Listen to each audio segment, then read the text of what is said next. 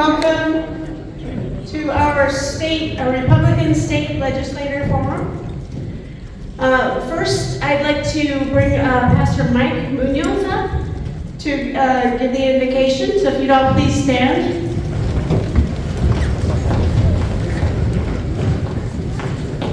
Please pray.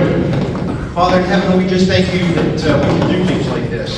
We can gather, we can listen to our candidates, we can make decisions. Father, I pray for clarity. I pray for truth. I pray for righteousness. That what we hear tonight will be clear, that we can make decisions. Father, I pray that our country would come back to its roots, that we would once again find our way, that we would recognize there's right and there's wrong, and wrong hurts people. That we would recognize that you are the one that has granted us these freedoms. And if we continue to ignore you, we will lose them.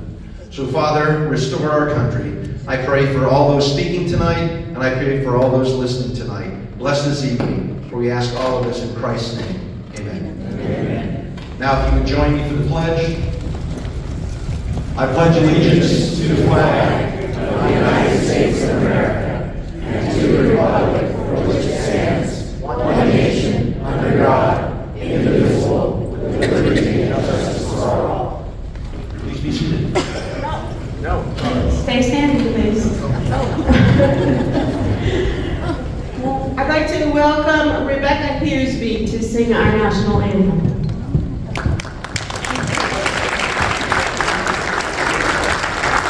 Are there any patriots in the house? Woo! Then I'm not going to sing this alone, am I?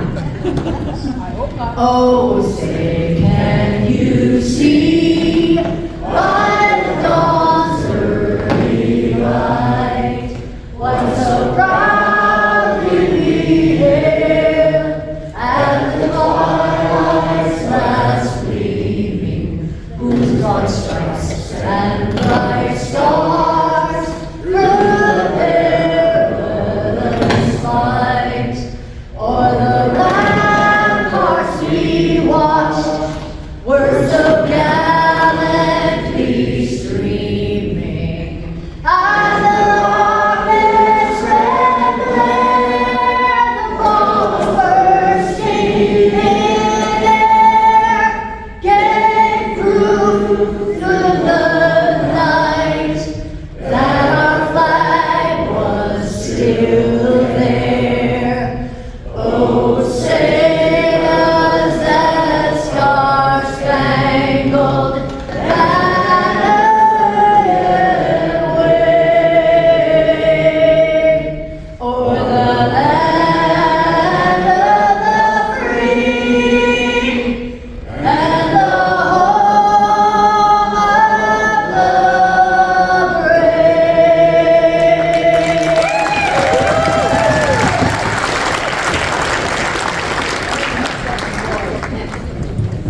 That was awesome. Thank you, Rebecca. Okay, thank you all for coming tonight. My name is Elena Quinn. I'm the president of the Panhandle Republican Women. Our goal is to educate voters, and the way we do that is to get candidates and elected officials in front of you, the public, so that you can make your own decisions. Tonight we're going to have a Republican State Legislator Forum, and you'll be deciding on these candidates in the May 21st primary.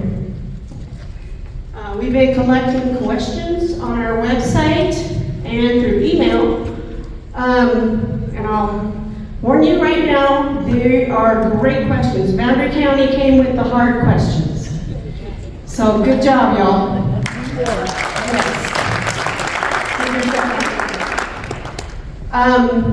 There's 12 questions and we have 7 candidates.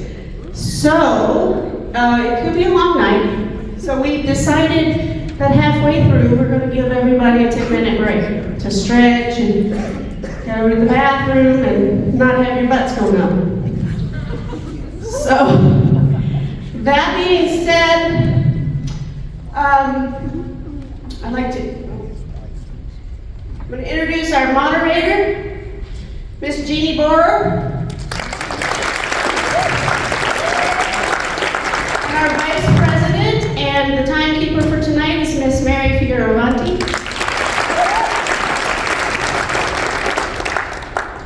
our candidates, incumbent Senator Scott Herndon.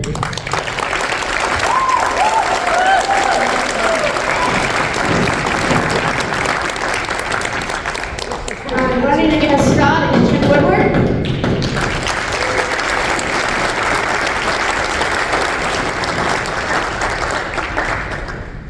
Incumbent for seat 1A is Mark Sauter.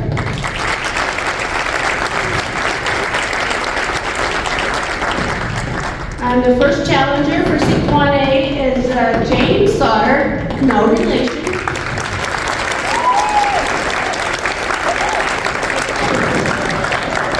The second challenger for seat 1A is Spencer Hutchins.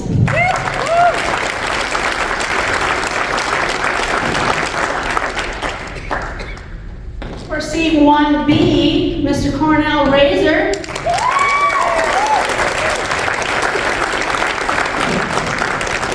Also for seat 1B is Mr. Chuck Lowe.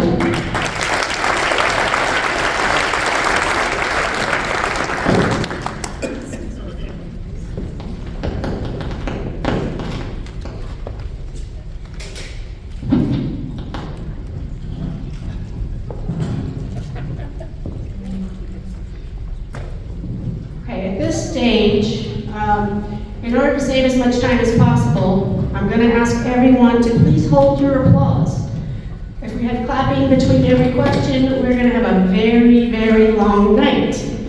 So please do not clap after this, okay? We have questions with varying response times. One question is 30 seconds.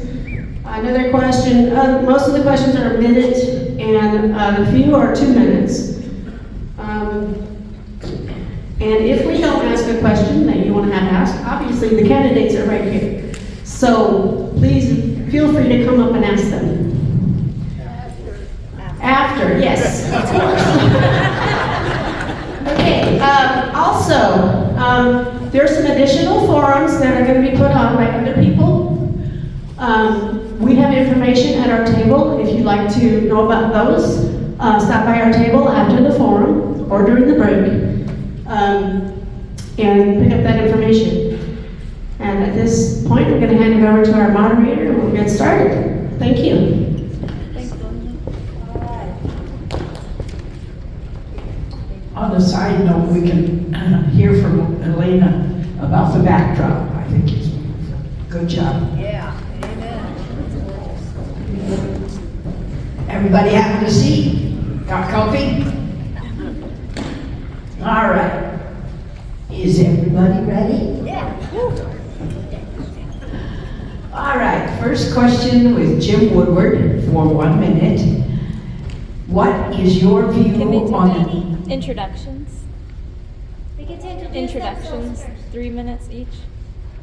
Oh, thank you. Messed up already. Okay, Jim Woodward's going to start with his introduction and just pass the mic down to whoever's close by. And we got 3 minutes each for introductions from each of you, please. Great, thank you. Thanks to everyone for being out here this evening. I really appreciate it. I'll start with a little bit of housekeeping. I just want to tell you right off the get-go that this over here is the girls' locker room, and that over there is the boys' locker room. Yeah. And it's been that way since I played basketball in this gymnasium about 35 years ago. It's still that way today, and that's the way we want to keep it. So, and speaking of, when we talk about playing ball, if there's going to be a game out here on the court, then I'm going to tell you that if it's the girls' game is playing, then we'll have girls playing on the court. And if it's the boys' game, then we'll be out here with the boys. I want to get that notion taken care of right now. The next thing, I guess, that we've talked about, if we get outside the building, we know that just north of us here, about 40 miles or so, we've got a border up there. And there are guards and there are gates, and we have to get permission to come into this country on that border. We have a problem when you go south. We have an open, porous border that's really causing us problems, and you see it in many ways. One of those biggest issues coming out of that is the fentanyl crisis in here, in the country and in our state, which is literally killing us. We've we've got to deal with that in some way. There was some progress made this year, but we have much more to do. Beyond borders, if we start to talk again about what is typically goes on in the Idaho State Legislature, you have to know I'm a strong supporter of schools. Go out back here behind the school and you'll look at the brand new gymnasium, the brand new bleachers out there. We came up here and tore down those old bleachers and made room for those new bleachers. Did that as a volunteer project because I went to school here. I'm part of this community. At the same time, go back and look at actions. Actions do speak louder than words. And if you look at my voting record, supporting both schools, the police, our strong borders, any of those things, you can see a track record that I believe tells you that, one, I'm part of the community, and two, that I hold those traditional Idaho values that we all share. Thank you.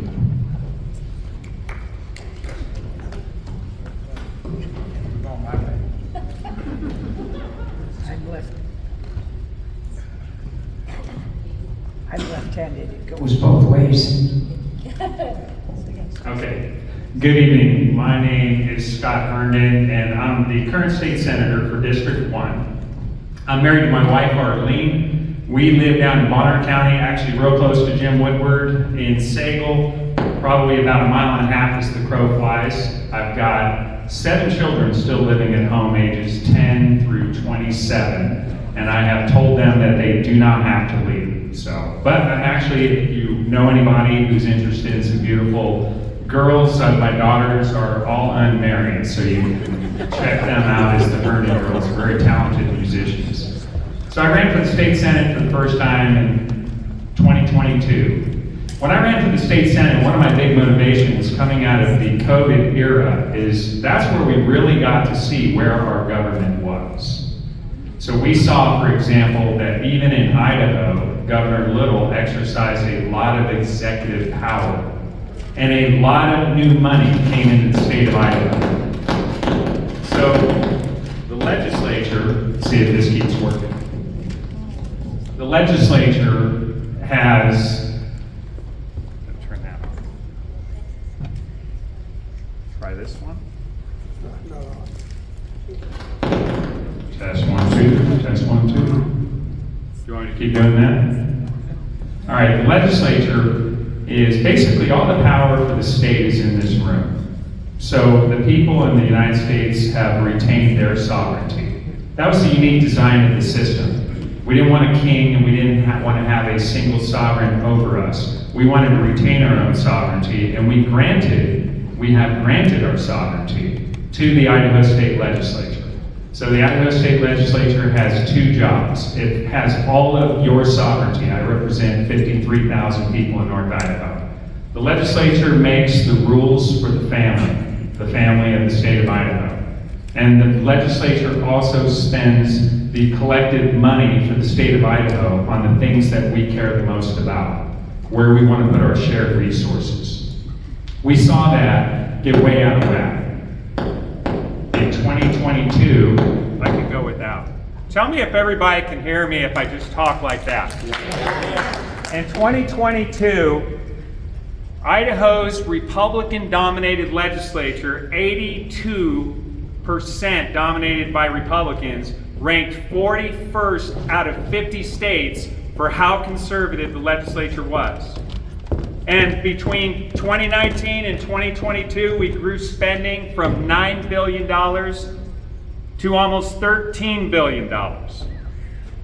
And we were running down the road of running to the left, like the rest of the country. And so what I've worked diligently to do over the last 2 years is to help change the direction of the state of Idaho. And I hope you'll get an opportunity to hear a little bit of what that looks like tonight.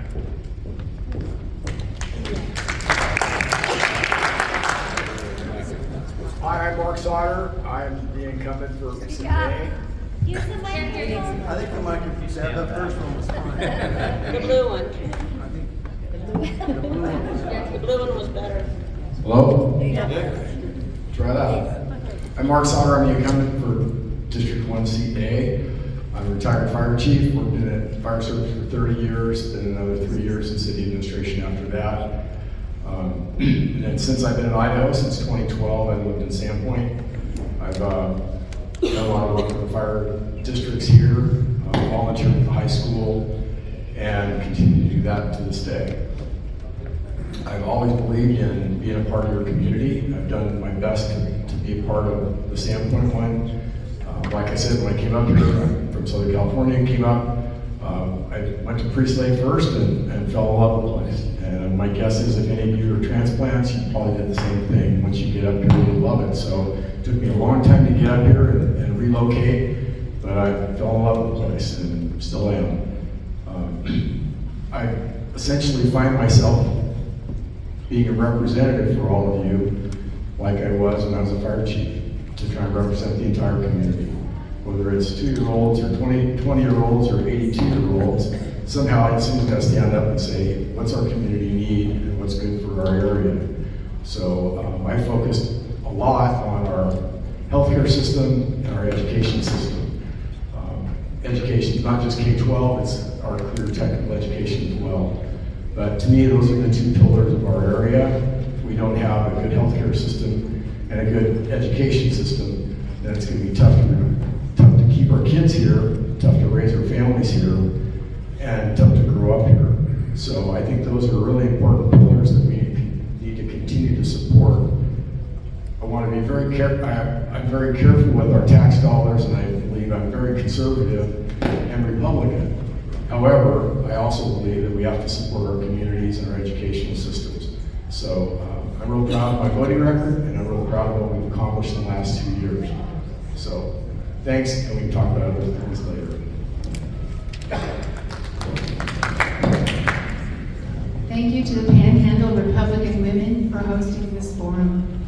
My name is Jane Sauter, and I am running for State Representative, District 1, Seat A. I am not related to the current occupant of that seat.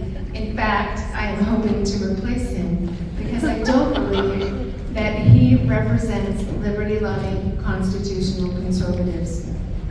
My other opponent has a track record of being disruptive in public meetings. I have been married to my husband, Steve, for 37 years. We have 9 children and 14 grandchildren, and we have lived in Idaho for 14 years. I have been involved in Republican politics for 30 plus years, volunteering as a chief election judge, a poll worker, a convention delegate, and a precinct committee person. My top priorities in this campaign are the safety and well-being of the children and families of Idaho, our First and Second Amendment rights, and border security and the current illegal alien crisis. I will fight for Republican values and interests. I will use the Bible, the Republican platform, the Idaho state and U.S. constitutions as my guides. I am not assertive. I am assertive. I'm not aggressive, and I know how to work well with others to get things done. Thank you. Good evening. Thank you all for coming out. I'm Spencer Hutchings. I'm a gun store owner in Sagal and a former Marine. And I am hoping to be your advocate for your rights, for liberty, for freedom, lower taxes, and smaller government down in Boise. Because everybody in here is probably well aware that what we don't need is more taxes and more government. I don't think that's working out for us. I think the government's grown far too large, especially in the state of Idaho. As Scott was saying, if you look at the budgets in the state, they're growing out of control. They're spending our money pretty much like drunken sailors at this point. And no matter how good of a project they want to spend that money on, they're still taking our money and spreading it around to other people, which is just a leftist tactic of wealth redistribution. And if most of the people in this room, I'm assuming, are going to be Republican types, if you think you're for wealth redistribution and you're sitting in a Republican room and you call yourself a Republican, you need to do some introspection, because giving other people's money away is not what being a conservative is about. What we want to do is we want to have you keep as much of your money as possible, have as small a government as possible, and just have that government do the things that it needs to do. Roads, schools to an extent, as long as the schools are functioning. I'm also for parents being able to control the money that is being used in the schools. If your kid is going to a school that's failing, do you want to keep paying for that school? Do you want to keep sending your kid to that school?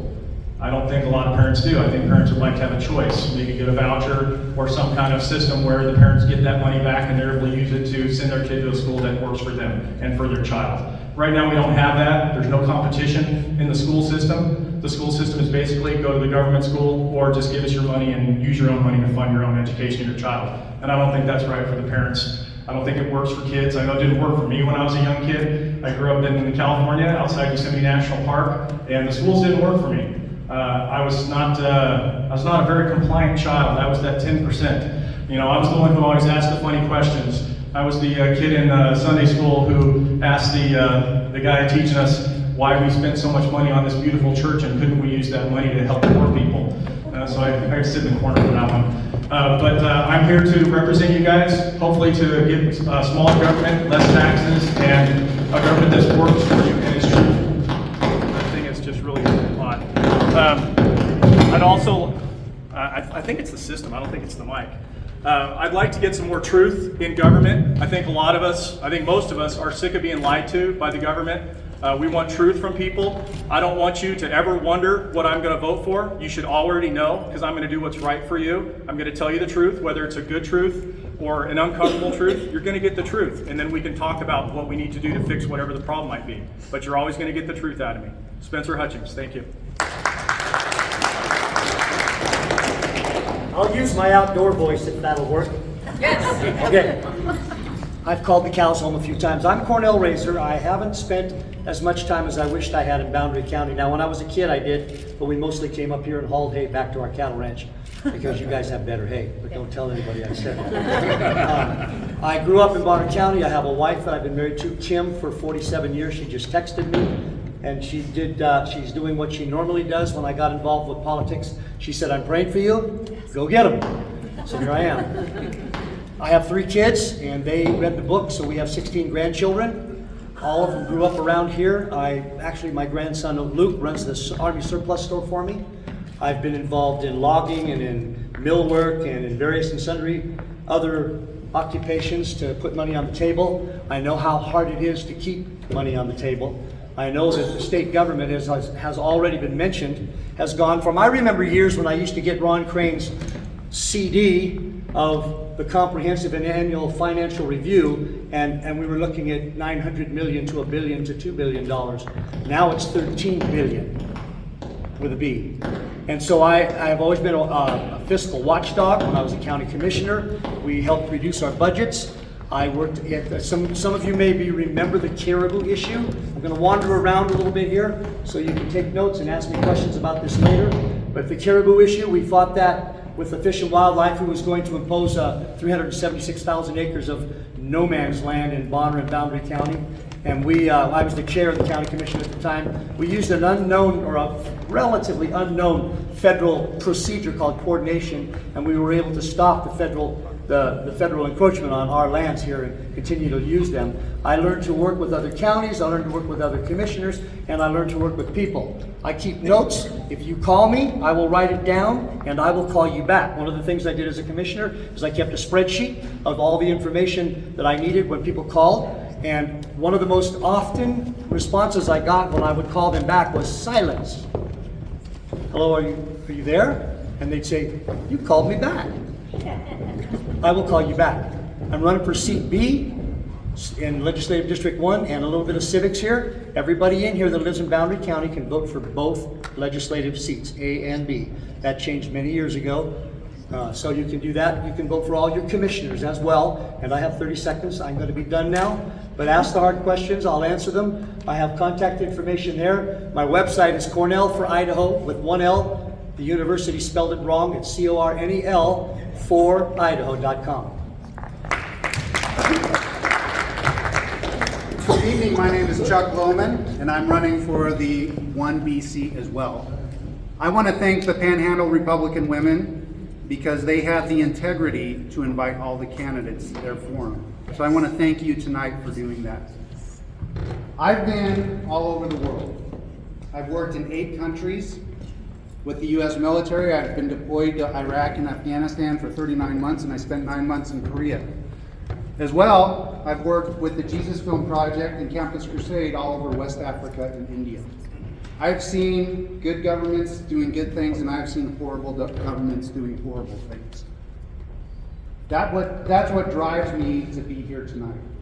I'm here because I have proven that I am a servant leader.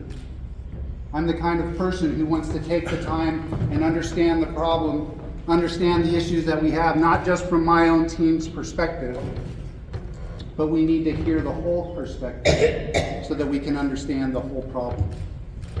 I kind of akin it to a marriage, and we are all, like it or not, married to each other.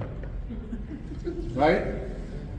Have you ever been in a marriage where one person just bullies their way across and just will never listen to you? Some of you are saying I'm still there. That's not a good place to live. But if you've had a spouse who has stopped to listen to your perspective, listen to what you had to say, and then provided their own point of view, and then the two of you come together and make a solution that you two can work together in, that's what provides for a lasting and a strong marriage.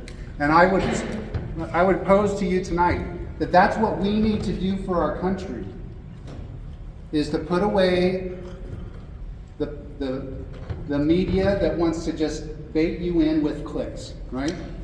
They want to tell you what you want to hear so that you'll stay tuned in. I encourage you that we need to listen to the whole story. And I've said before, I'm not going to be the kind of politician who just goes with what a caucus or a party tells me how to vote. I'm here to represent you. I'm here to listen to the whole argument and get the whole conversation. And then ultimately, I will stand before my Creator for eternity for my choices. The Idaho Freedom Caucus, the Idaho Republican Party, the Main Street Caucus, they're not going to stand for eternity for how they voted. I'm going to stand for eternity for how I voted. And so I promise you tonight, I will listen to the whole conversation. I will listen to you, and I will vote my conscience before the Lord. And for that, I thank you for tonight. I hope we get to know each other. And if you don't get enough, chucklohman.com or my phone number, 208-94. It's on my card. Come get my card.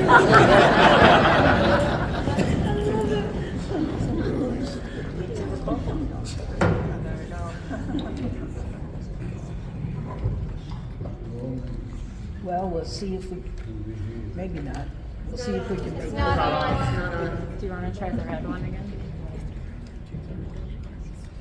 Do you want to try that one? There it is. Okay. Bearing technical difficulties, we will continue. Moving right along. First question starts with Jim Woodward for 1 minute. And the question is, what is your view on the Constitutional Convention in the current political climate? Go. I'll take the microphone. I just want to make sure everybody can hear me. Obviously, I'm supposed to hold up here. I can follow instructions.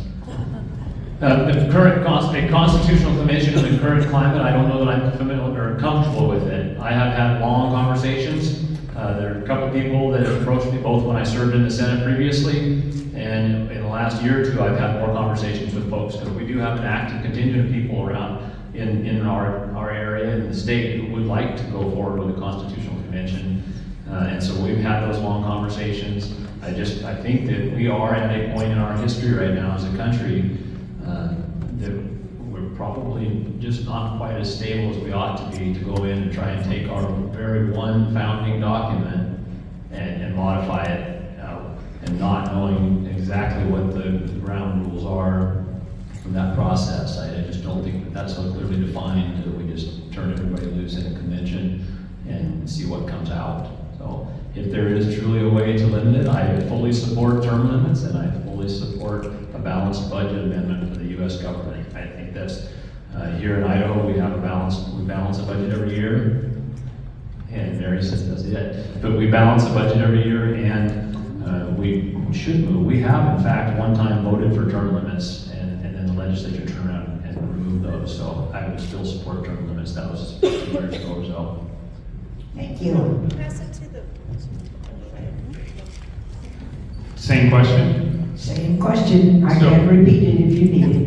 I've got people want an Article 5 convention. Some people want it for 3 reasons. They want to balance the budget, they want term limits on Congress, and they also want to rein in the overreach of the federal government.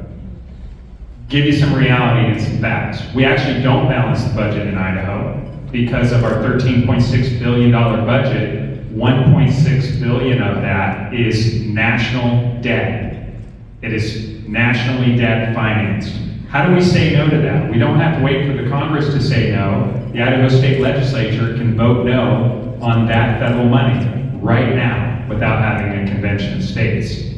How do we exercise restricting the federal government from having overreach? Well, number one, it's already in the Constitution, Article 1, Section 8, and we can basically restrict the federal government from operating outside their lane in the state of Idaho using the sovereignty that the state of Idaho has.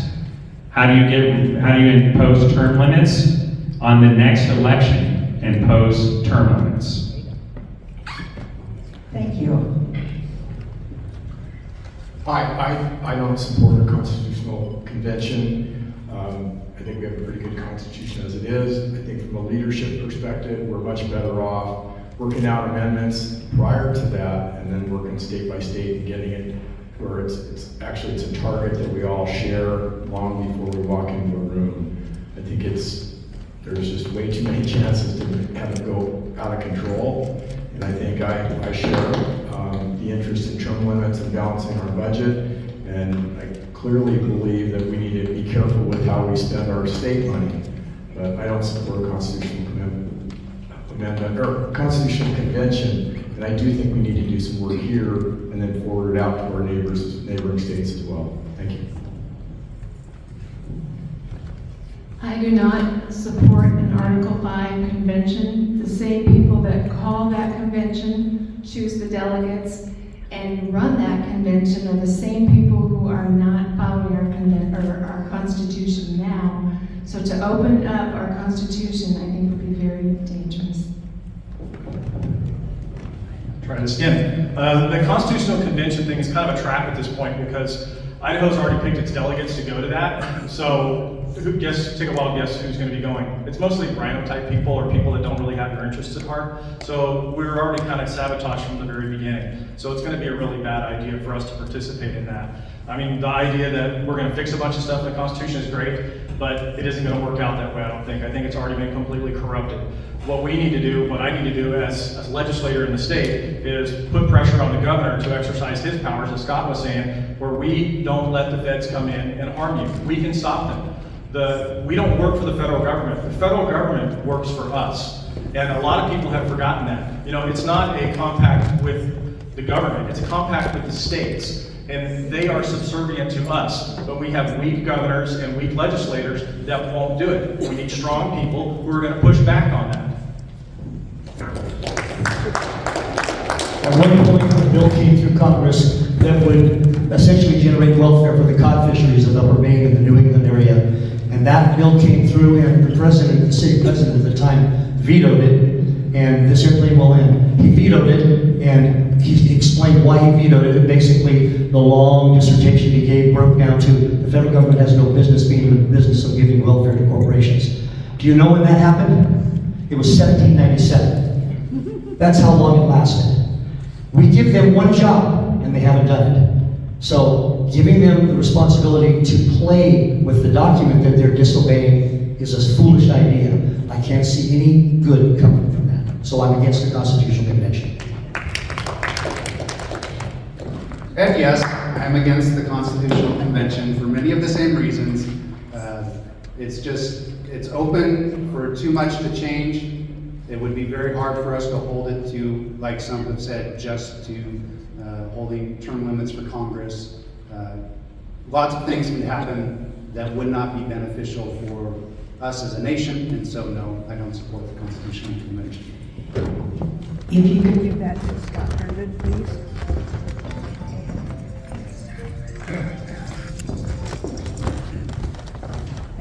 and when you finish, if you will pass it to your left. Okay. Go for it. I'll take it first. I got a list here, go ahead. House and Senate bill passed this session to allow the state of Idaho to invest in gold and silver, in which Governor Little vetoed this bill. What is your opinion of the state holding gold and silver to hedge against inflation? 1 minute. Well, I was a co-sponsor of the bill. It was Senate Bill 1314. It passed pretty handily in the Senate. It did not pass handily in the House. Gold and silver in the United States Constitution is real money. It is 100% necessary if you look at how the federal government is managing printed fiat currency. That is why we have inflation. And if you believe the current reported inflation numbers, well, just look around at what things cost today. Gold and silver is 100% necessary to be part of a portfolio for the Idaho State Treasurer as a hedge against risk. And if I had my long-term way, we would have vault with gold and silver, and we would issue a digital currency in Idaho based on the gold and silver in the vault. The governor opposed it mainly because of politics behind the scenes, and probably because he does not understand the value of gold and silver as a hedge against risk and real money, and we will bring the bill back next year.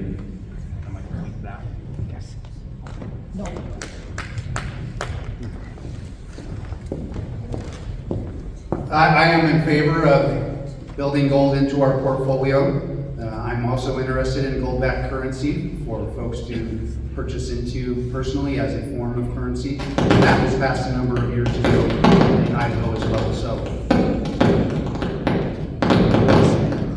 Doesn't like you. yeah. All right, I'm going to pass it on.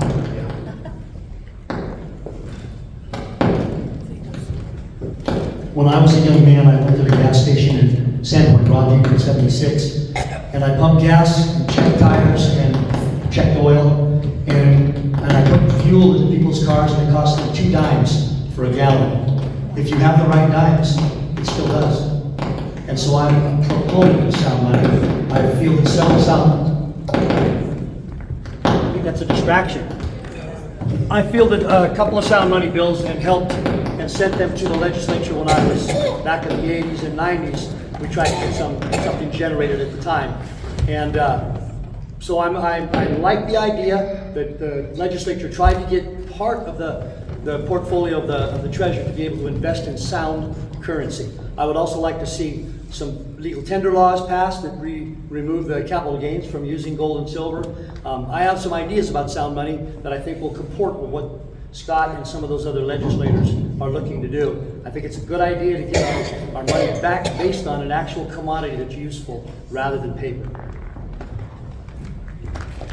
At my store, we actually take the gold-backed currencies. Anybody heard of that stuff, the gold-backs? It's actually got real gold impregnated into a bill note. And I just was looking real quick to see what they're going for now. I haven't looked at it today, but the $5 gold-back when it was made was $5, and right now it's worth $25. And back in the days when they made gold pieces, $20 gold piece, if you took a $20 gold piece to the finest tailor in New York City, you could get the finest suit you could buy. You take that same $20 gold piece to New York City and buy a suit, you can still buy one of the finest suits available because it's still worth what it was back then. It's still $2,300, $2,400 as of today, I think. So having this paper that they're using now that they just keep printing and printing and printing and printing, I don't even know why they bother, the feds, I don't know why they bother to tax us. I mean, they just print it anyways, so I don't know what the point of them even taxing us at this point is. But I really wish Idaho would put some money away in gold and silver. I think it'd be good for the state.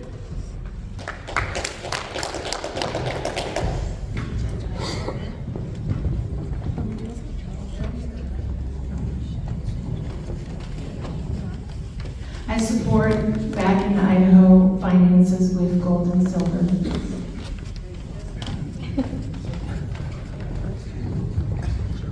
I voted against this bill. The way the bill's written, the gold and silver was to be, the money used for that was supposed to be essentially the state checking account. The study that I did, putting gold and silver in your checking account when you need to reuse it in a fairly short term is not a good investment. Our state treasurer had issues with this as well.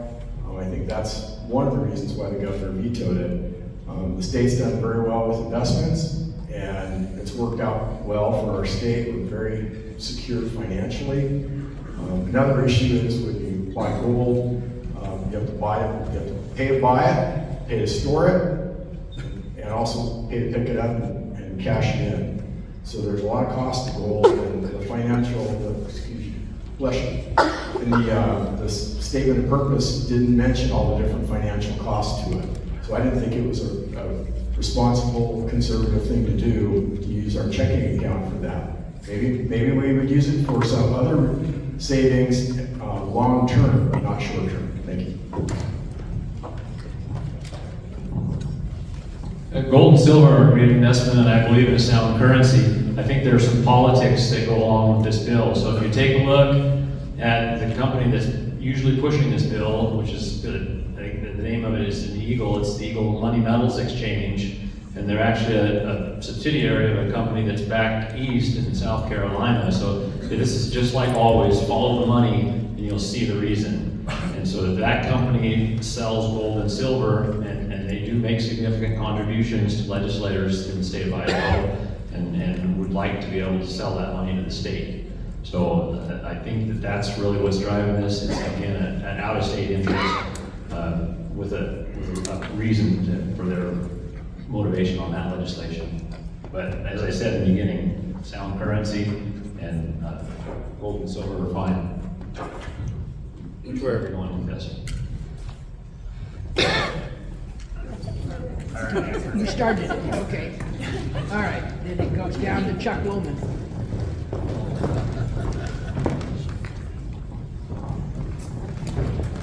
We've seen European governments. Sorry, I'm facing away from you. We've seen European governments hurting traditional farming. What would you do to protect Idaho's food security? 2 minutes. I'm sorry, could you repeat the question? Sure. We've seen European governments hurt traditional farming. What would you do to protect Idaho's food security? 2 minutes. So I don't know the full nuances of that question, so it deserves a little bit of research. That being said, it's a U.S. Department of State issue as far as who can purchase and sell lands to foreign governments. So it's a little bit beyond the state legislature, other than issuing a joint memoriam on the issue. That being said, we do need to be mindful that there are governments who would want to purchase lands and keep them out of production. There are private business entities that are actively doing that to harm our ranching and our farming industries.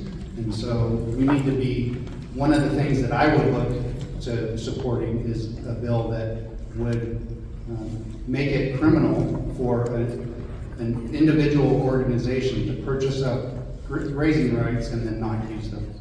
They need to use them under the intent that they have been purchased, and we need to enforce that. A while back, the governor started a program that I actually applauded, and that was he began removing regulations from business. That would be the first step. We need to remove some of the regulations that are hampering business. The second step would be for the state of Idaho to man up and look at its responsibility as an interposition to protect the state itself from onerous government mandates from the federal government. That would free up more capital for our farmers to afford better to do what they're doing, repair their capital equipment, and hire more people. The third thing I would do is I want to look at making it illegal to sell Idaho land to foreign governments. We need to keep our land in our hands, and I'm sure that's already been looked into, but if I get there, I'm going to be pushing it. So those are some of the things that I would do. So I might have a different perspective on the question than some of these other guys. Does anybody know what's happening in Europe to the farmers? Some of you might know. Has anybody seen the protests? Because they're doing a really good job of keeping it out of the news. I mean, they're really, really trying to make sure you guys don't know what's going on in Europe. The farmers in Europe are being forced to get rid of their crops. They're being forced to get rid of their land. They're being forced to get rid of their cattle. They're being forced to cut their use of chemicals, fertilizer mostly.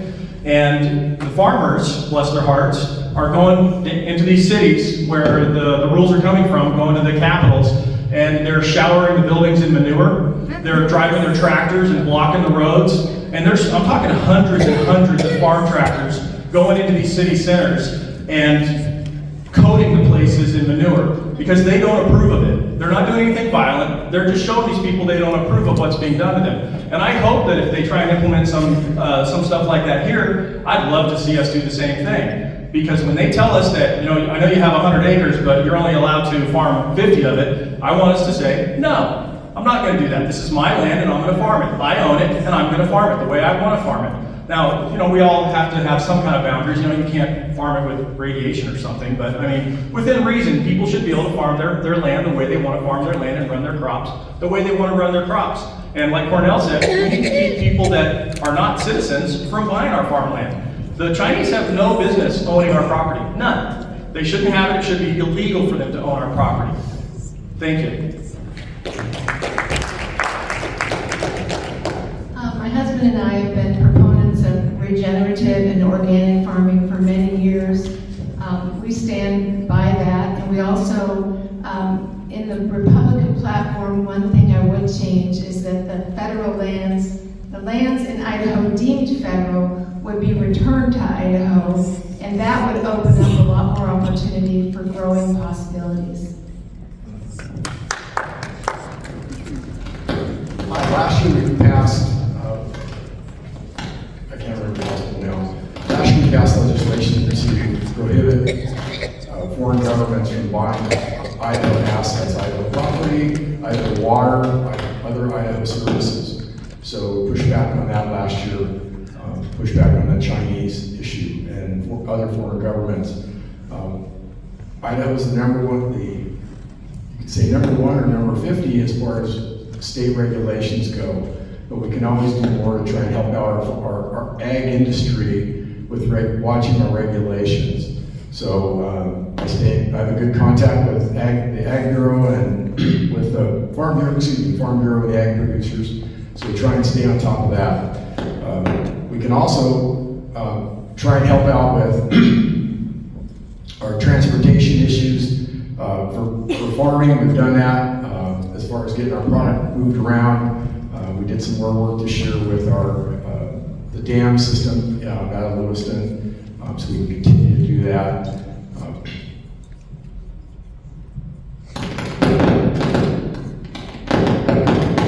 sorry.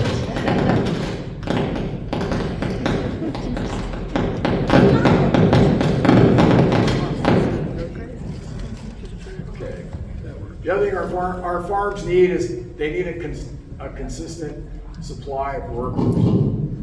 We need to work on whatever system we come up with for our government for year-round staffing for our farms. No one wants illegal immigration in our country, but the reality is there's about 35,000 immigrant workers or farm workers in the southern part of our state.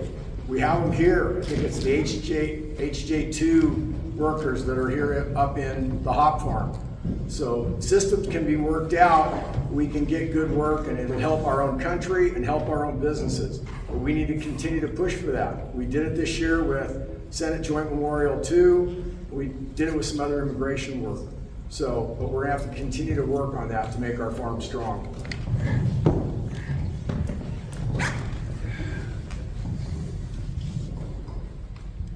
I see two aspects to this, both the foreign ownership and our own growth. Because if you look at, there is a real concern there that foreign ownership of our lands, our real critical infrastructure in our country. I like to eat. I think we all do, right? And so we have to maintain control of that. But the other piece of this is growth here in the state of Idaho. We have seen in the last 4 years, we've seen a 10% increase in our population here in the state of Idaho. With that comes new roads, new houses. So we have to figure out that balance The legislature did pass an Agricultural Protection Act bill this year, which I think you'll see implemented by the end of the year. January 1, 2025, the county has to have new policy in place and a new committee to evaluate if someone wants to protect their land as agricultural land. That is the law now. So I support that. I also, I think we have to look at the value here. In Boundary County alone, the grain producers, their total crop volume here is $30 million a year. So you can see that's Boundary County, a $30 million crop. That's significant. We have to make sure that we're placing that value on that land, and it may require some policy, such as that Agricultural Protection Act. The way we're seeing that play out right now, the other part of it in government policy is highway alignment. And down in Sagal, watch on if you take a look on social media right now, there's quite a conversation going about a proposed alignment through Sagal. Back in 2010, we went through the public process for a decision on how to expand the highway. We're back at it 14 years later, and ITD is reevaluating, and it's going right through some prime farm ground. So that's a policy question. Maybe we need to say we need to keep that highway in the existing corridor.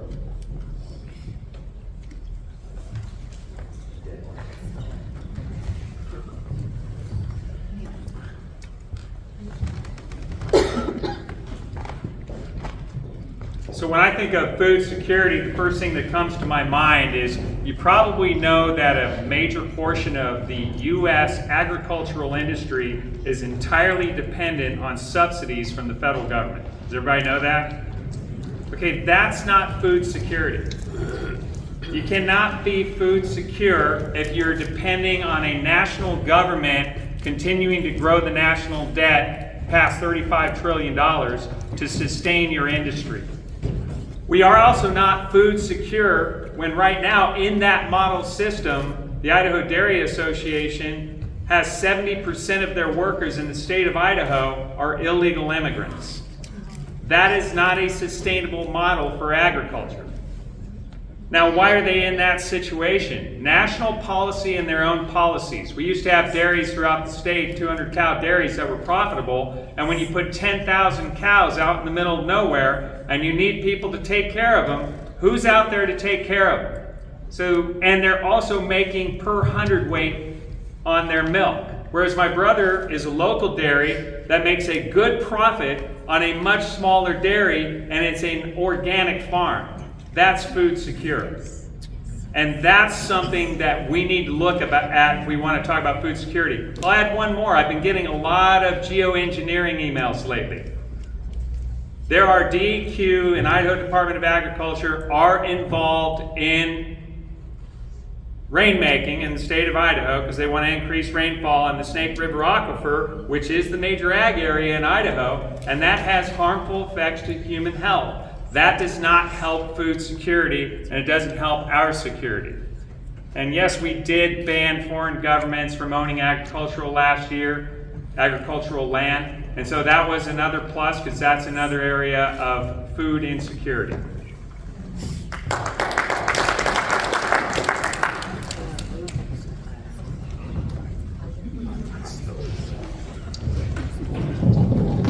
Hey, there we go.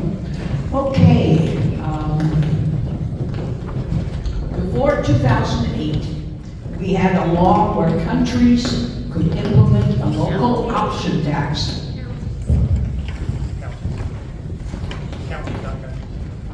Counties, not countries.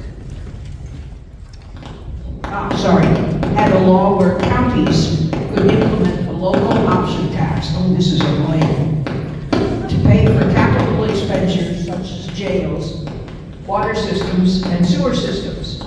What is your opinion about bringing the local option tax back? Start with Republican Mark Sauter for 1 minute. All right, the LOT is available now for resort cities. I believe Bonner's Ferry has it, City of Monterey, City of Sandpoint. I think it's a good option to look at. It has to be something that voters would approve. It's one way of dealing with the burden of improvements for your community. Sales tax is spread out across the community and not just based on just the property owners. So LOT is an option. It's been a dead option in the House. They've not had much interest in it with our current group, but it's something to look at and evaluate. And since it's sales tax based, many people feel that's a little more fair system since it's across the board and it's not just on the property owner. I don't have any experience in this particular issue, but I do think that there should be some way. You here need a new jail, and there's been a lot of talk about how to fund that jail. So I do think that this could be something, doing this type of sales tax could be something that could be debated and possibly used. Well, I guess the real trick is spending the money where the money needs to be spent and not spending the money on things that it doesn't need to be spent on. I mean, isn't that kind of the real trick? I mean, average salary for state employees down in Boise, 100 grand. You know, average income for citizens in state Idaho, 50 grand.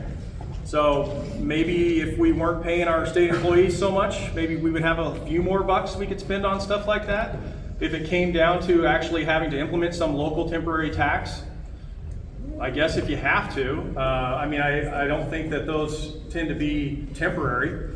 They tend to, you know, once they get them in there, they tend to never want to take them out. If you could actually enforce it where they raised a certain amount of money and then the tax stopped and everybody was agreeable to it, you know, if it was something everybody voted on, that's a decision the community makes. And who's anybody outside the community to tell them they can't? Thank you. In the interest of devolving government back towards the local, that's one of the options that we saw used in Sandpoint to refurbish Memorial Fields. And it actually was, as near as I could tell, it was appropriately administered. And when it was done, it was done. It ran for 5 years and it stopped. I know this has been looked into a little bit, but one of the things I want to look into is a more equitable redistribution, I hate the word, but of the money from a community. For example, Ponderay has a Walmart. All that money goes to the state, and they get about this much back. Somehow that just doesn't seem fair to me. So that needs to be looked into as well. The funding formulas probably have been created by people a lot smarter than me, but sometimes that doesn't create equity. So I want to look at that. So my concern with, and not that a community, I like the points made up here about a community being able to vote for it themselves. But my concern about raising sales tax too high is that it kind of puts a damper on the local economy to be able to sell products. So having multiple avenues to raise taxes is really the best way to go after this.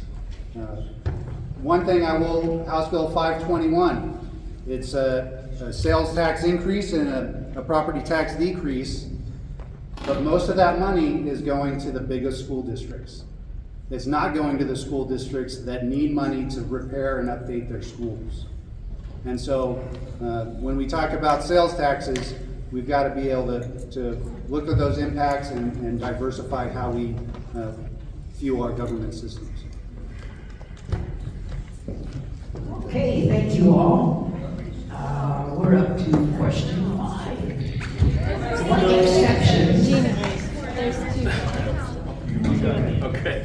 Hey, I believe in local control, and that's what this discussion is about. But there's a balance too, because when you start to put sales tax in one place and not another, then you start to see people move around. It really changes. So if there's a look right now, the one local option tax that we have in Idaho is Resort City.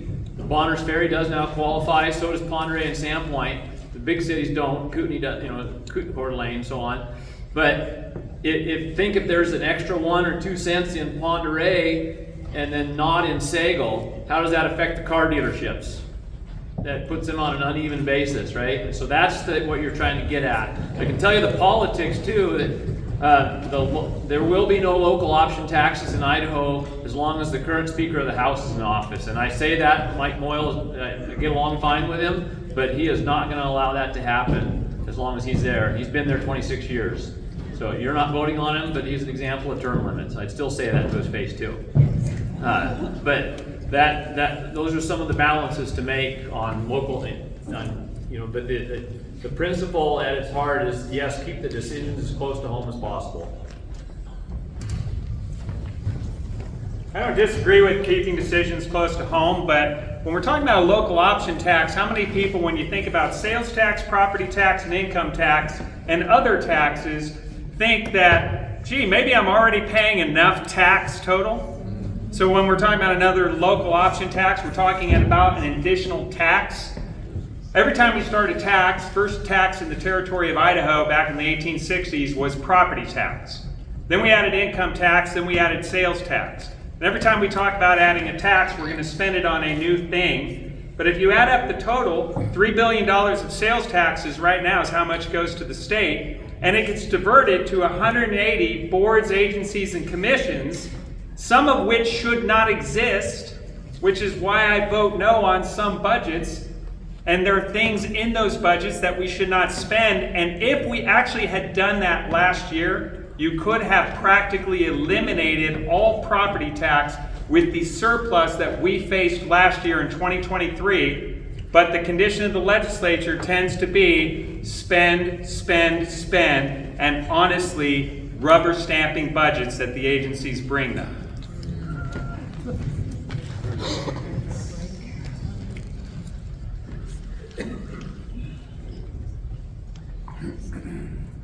Okay, we'll try this again. Did I get everybody? Yes. Yay! I'm sorry. Please accept my apologies. What exceptions do you support regarding abortion? Do you agree that doctors should be criminally liable? Start with Jane Sauter for 2 minutes. Would you like to use the microphone, Jen? Sure. They said to hold it as close to the tape as possible so you don't interfere with the batteries. Okay, can you repeat the question? Certainly. What exceptions do you support regarding abortion? Do you agree that doctors should be criminally liable? Start with Jane Sauter for 2 minutes.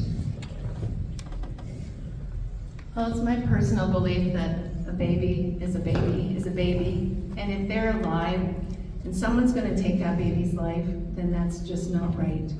So I would say no exceptions, and even the exception of the health of the mother, you have to really be careful with, because sometimes they'll just say it's the health of the mother. If they can save both of them, wonderful.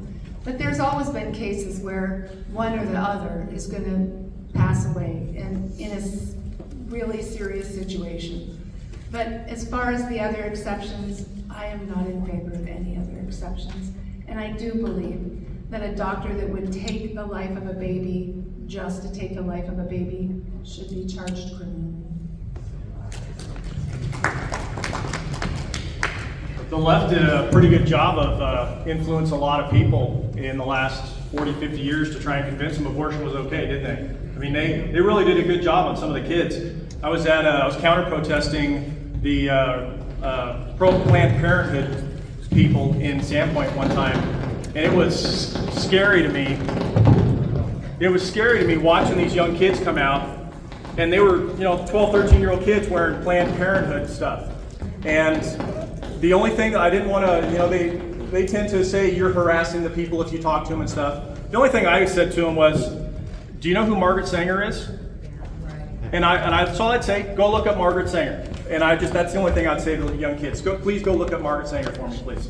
So I'm not for abortion. I don't think that doctors who perform those procedures are the greatest people in the world. I think maybe they might want to go to a different state. I think if they're doing that in this state, they should be criminally prosecuted. I feel the same way for the ones that are mutilating the kids. They should be criminally prosecuted too. Thank you. Our worldview and our logic should track all the way through. And if it is a baby from the beginning, and I'm sure most of the people here believe that, if it's a baby from the beginning and it's a life all the way to its natural death, it needs to be protected at every stage. So I don't believe in any exceptions. regarding the life of the mother, that is the most egregious one that is always blown out of proportion. It happens very rarely, like under 100 times a year in most cases, in most years. So you never use exceptions, or exceptions to the rule make bad law. At any rate, if the doctor is actually murdering a child, do we believe that? And if we believe that, then we need to consider that there should be criminal penalties attached. It's just hard to say any more than that. It's as Spencer pointed out, we've been sold a bill of goods for many, many years, and the worldview has been that everybody gets to make their own decision. Not with life. If we don't get life right, we don't get anything else right.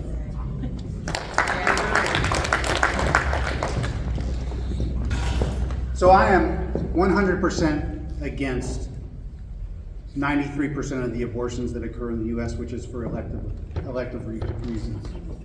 I'm against abortion for the sake of killing a child with a trisomy condition, just because it may be an inconvenience to the parent. I do recognize that sometimes things can go horribly wrong.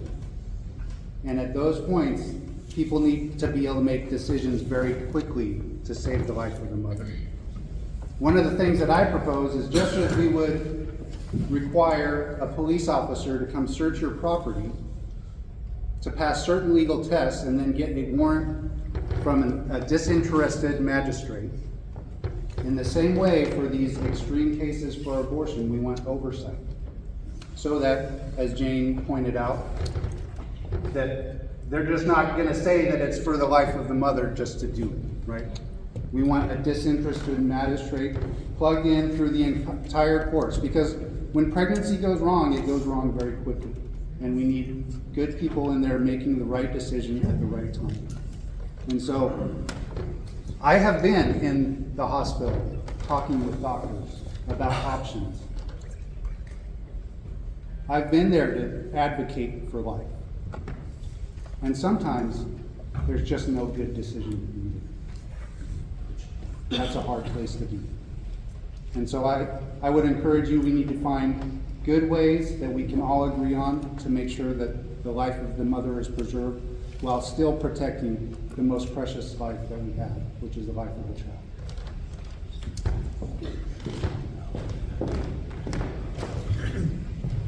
So in 1863, Idaho became a territory by proclamation of a document Abraham Lincoln signed.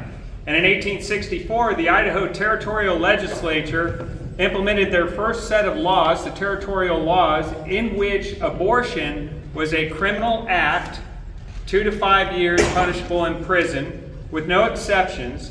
And that was the law in Idaho all the way until 1973. So the argument, and that is the law that is in place today in Idaho. The same law that was in place for 110 years. The reason that law worked, and it works today, is because all human life is valuable. It's made in the image of God, and we should not ever intentionally kill a child based on its age, size, location, or inability to protect itself.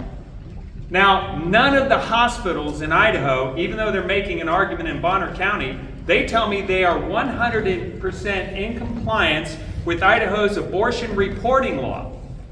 In other words, they report it to the Department of Health and Welfare if they need to perform an abortion for some medical emergency to avert the death of a mother. Guess how many abortions the hospitals in the entire north part of Idaho have reported in the last 20 years? Zero. They don't need to perform abortion to save the life of a mother, because you don't need to intentionally kill the unborn child to save the life of a mother. You treat the unborn child as a patient and the mother as a patient, and you're allowed to triage your patients. If you only have the technology to save one, then you can prioritize the mother. It works in Idaho. It's worked for 110 years, but it has become politicized by the left, by those who brought us Roe v. Wade, who wanted abortion on demand. And that's the only thing that's in question. I do support the law we have in Idaho right now.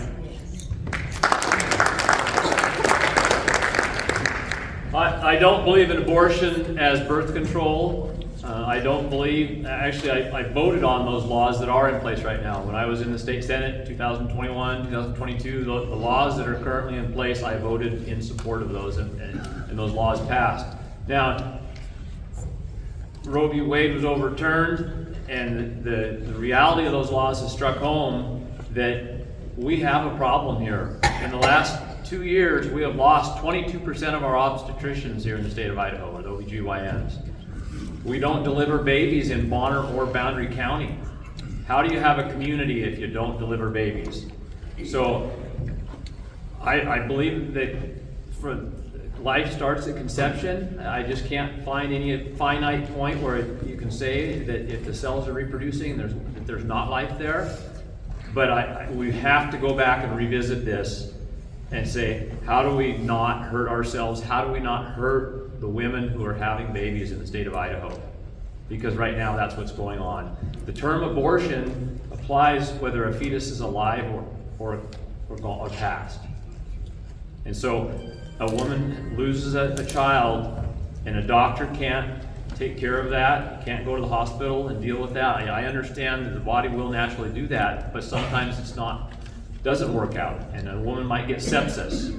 And the current law says that woman has sepsis. She has a health condition, not a life condition. And so you wait to treat, and the doctor calls the attorney and tries to figure out, can we or can we not help this woman? And then when the woman is dying from sepsis, then the doctor can act. I don't think that's right. We need to revisit this, but I certainly do not believe in abortion.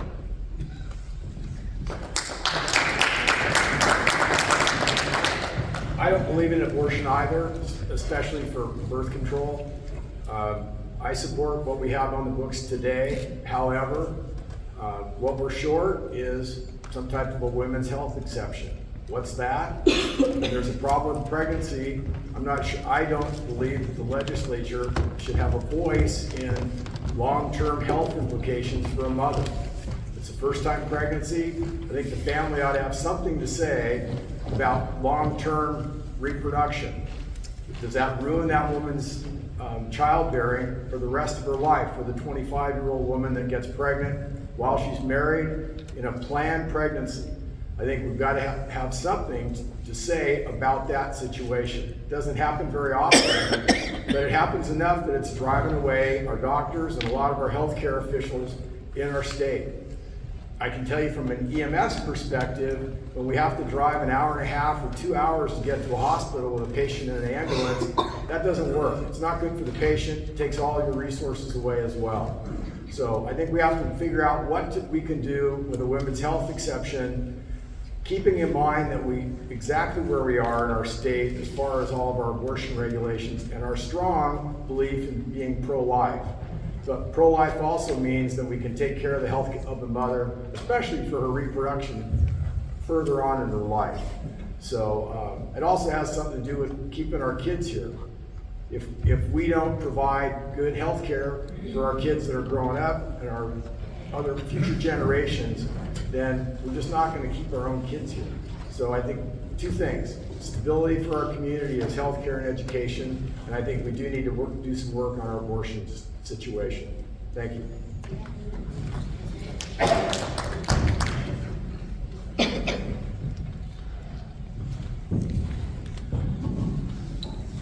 Well, we're down to our last question before our stretches.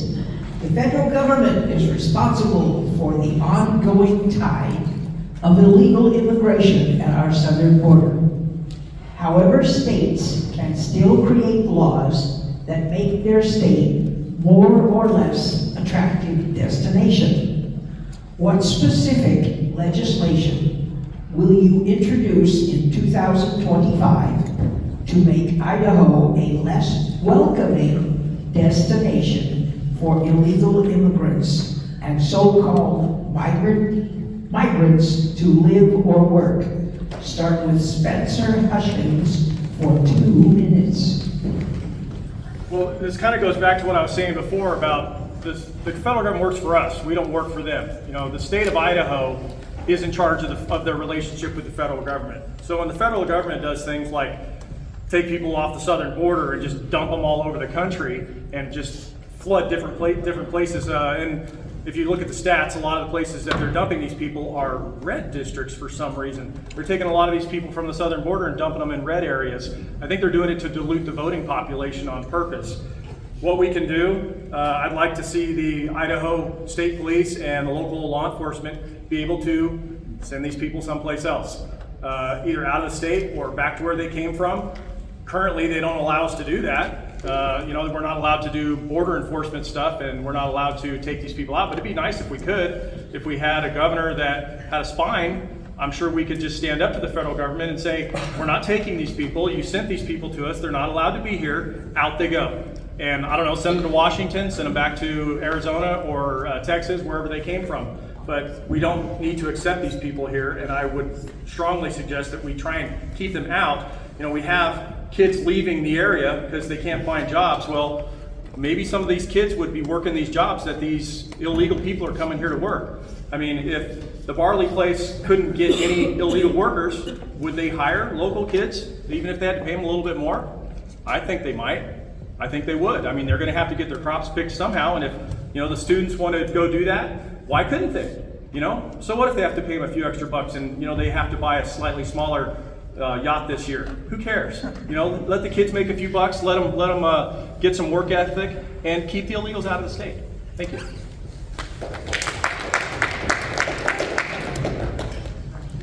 So I believe there was a statute or an attempt for legislation that would remove welfare benefits from illegals. I would pursue that. Also, driver's license laws, they should not be allowed to have driver's license. And as I mentioned earlier, continue the work, the long-term work of reducing the onerous regulations at both the federal and state level that hamper productivity of business so that they can afford to pay more. But those are long-term. Short-term would be deny welfare benefits and controlling our driver's licenses. The third thing would be something I heard from a family from Nebraska yesterday. There was an idea that I'd never heard of. Apparently in Oklahoma, they are imposing what are called a remittance penance or a remittance fee. Many illegals will send their money home with in money orders or in some such like that. And we would simply require, and I'd have to think this through and do a little more research on it, but this just came to me yesterday. And the idea was that they would pay a tax or a fee for that remittance. What you're doing is you're using the carrot and the stick. The carrot is to benefit the regulation or benefit the corporation so that they can afford to pay more. The stick is to make it more difficult for illegals to do business here. What don't we understand about the word illegal? Right. I mean, I read 3 different dictionaries and they all said essentially the same thing. Not Google's dictionary, mind you, but the real one. So, I'm just trying to understand this. I'm a grammar Nazi, but illegal means illegal. Yeah. It means not legal, right? Okay, I just want to make sure I have that right.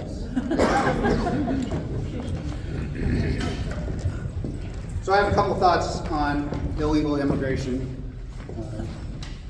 My family immigrated here in 1918 and settled a farm in eastern Colorado. We are a nation of immigrants. And for those people who want to come to our nation and work hard and make a living and be contributors to our nation, we need to have pathways for them to do it right. So if there are farms, we need to rely on these workers, we need to provide pathways for them to do it legally. Now, if they're here illegally, if they're criminals doing criminal actions, the best thing that we can do is lay on our POTUS and make sure that they make asylum seekers claim it in the country adjacent to the country that they're fleeing. That was the best solution that we had, and we just need to get our Congress to implement that yet again. But we need to make pathways for legitimate workers who are providing a legitimate service to our country to make it so that they're here paying taxes for the services that they're taking advantage of as well. Their kids are in our schools. They're taking advantage of our healthcare services. We need to make sure that they're paying their part in that as well. But we do that by providing legitimate pathways for people who want to come to our country for legitimate reasons. So at the Idaho State Capitol, while you guys are all working every day, there's a bunch of people that wear green badges and they're lobbyists. They work for law firms, but there's also some that just work in industry. And last year, Bob Nairbaugh, the head of the Idaho Dairymen's Association, took me to lunch, and we were crossing the street from the Capitol, and he said, Scott, 70% of our workers are illegal immigrants. We need to make it easier for them to stay in the state of Idaho. So he wanted to run a petition last year with Senate Joint Memorial 101, and it contained amnesty, and that only came after he tried Senate Bill 1081 last year to give driver's licenses to illegal immigrants. And he gave me this great story, but I told him, Bob, that's the one responsibility the federal government has. We do not want to take away their responsibility. This year I co-sponsored House Joint Memorial 8, which called for the impeachment of Joe Biden for failing to secure the southern border. I voted against that amnesty bill last year, Senate Joint Memorial 101. They brought it back this year, Senate Joint Memorial 102, and it wasn't, they specifically said it doesn't have amnesty. But it still contained a provision I question. Is the purpose of immigration policy to provide workers for jobs in Idaho? See, they want to do that because we have a demographic problem, because we're not actually reproducing ourselves enough. But you can make up for that with technology. You have to have 2.1 kids per family, and we're way below that in the state of Idaho. So we ran a bill this year to take away public welfare benefits from illegal immigrants. The House Business Committee killed it. I co-sponsored House Bill 615. I ran a bill to make it impossible for illegal immigrants to have driver's licenses. Senate Bill 1216, it passed. We had a bill, House Bill 464, that the Idaho Freedom Caucus got through the House, but it was killed by Senator Jim Guthrie in the State Affairs Committee in the Senate, because he's the guy that ran the driver's license bill for illegal immigrants, and ours was an interstate compact that would allow the governor to send resources to secure the southern border if the federal government's not going to do it. Those are the directions I would head. Well, I'm not sure it requires legislation. I think we just have to get together and elect a Republican president. We might be able to take care of this.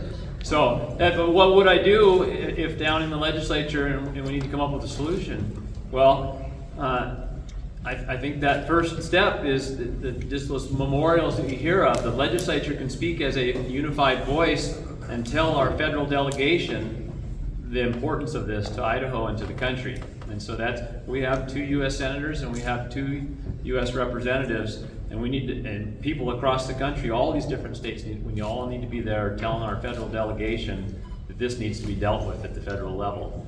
So what do we do in the state then? Well, we do have that. The big topic has been for a number of years now, those illegal workers in the dairy industry. And about 3 years ago, a similar memorial was put in front of me. That memorial said, we have a problem, especially, and I recognize it as a problem because those people are here, they're driving, they're hitting other Idahoans, and when the accident scene clears, then they drive away, and that Idahoan is left with that damage, whether that was a $5,000 or $10,000 accident. So I said, yeah, this resolution says, or this memorial says, hey, we got a problem, we need to fix it, let's form a committee and figure out how to do it within the bounds of our Constitution. So I voted for that a few years ago. Of course, that didn't play very well with some people, or one in particular, and so you've seen a lot of flyers come out with pictures of me with my Joe Biden mask and I love illegals. Not the truth. I spent 21 years in the Navy. I've served you out there on a nuclear-powered submarine with nuclear weapons. I've spent my time underwater doing the work for you. I believe in our country. I believe in our institutions. That's why my default answer is we need to make the federal government fix it. That's my answer.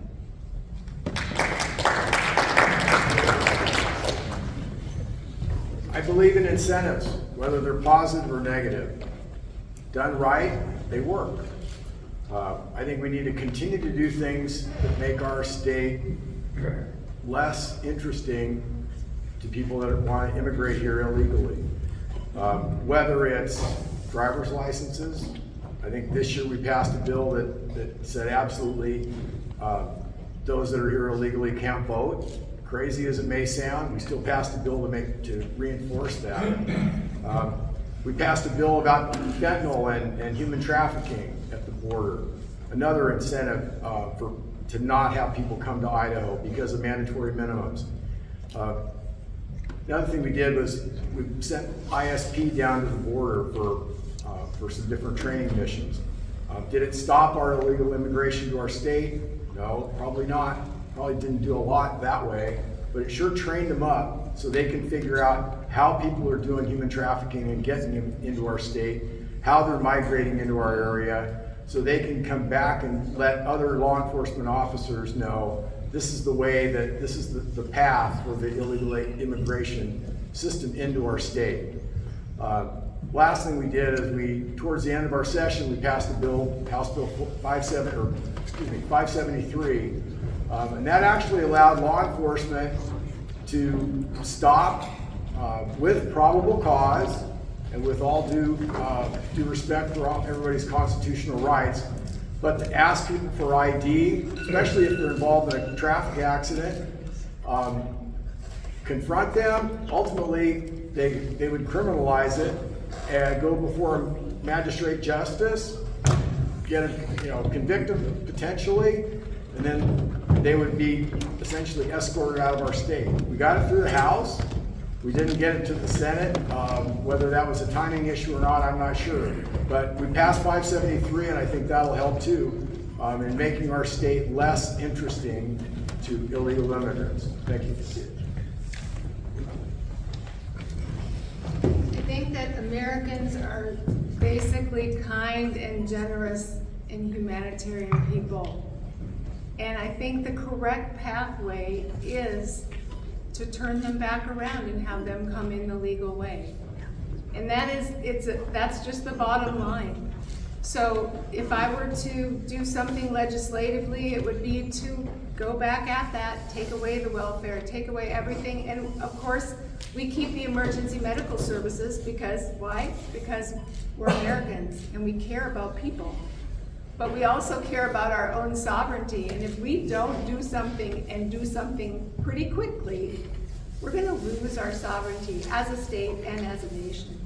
So I would do whatever I could to turn them back around and send them back home. And especially not just the criminal element, but all of them. They've all broken the law. And here we are, law-abiding citizens, but we're just watching this invasion and our hands are just tied. So it is a federal problem, but it is also a state problem, and I would work as hard as I could to stop this flow. Looks like we lost a few. Anyhow, starting with Cornell, several states are considering legislation to ban central bank digital currency, otherwise known as CBDCs.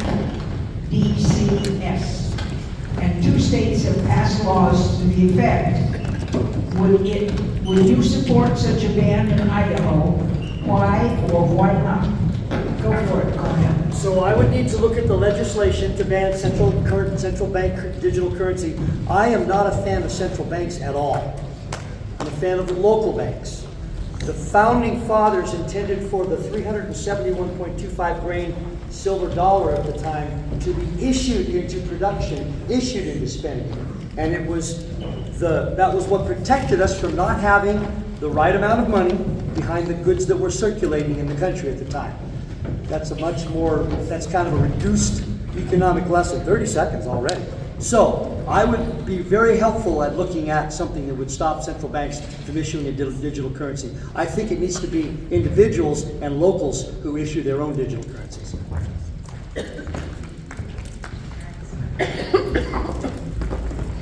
I'm not going to belabor a lot. I haven't researched the issue of digital currencies that much, though I do favor the ability for those folks to keep it at their level. And if that's something you're investing your money in, then I don't see government oversight as being something that should regulate that. So we have a central bank digital currency. It's the US dollar. How many of your transactions do you use a physical dollar? It's digits on your screen. That is a digital currency managed by the central bank. Now, I ran a bill this year. We actually had a bill in the House that failed on the House floor, House Bill 585, that would have banned a CBDC, an actual digital currency, even though I would argue the dollar is.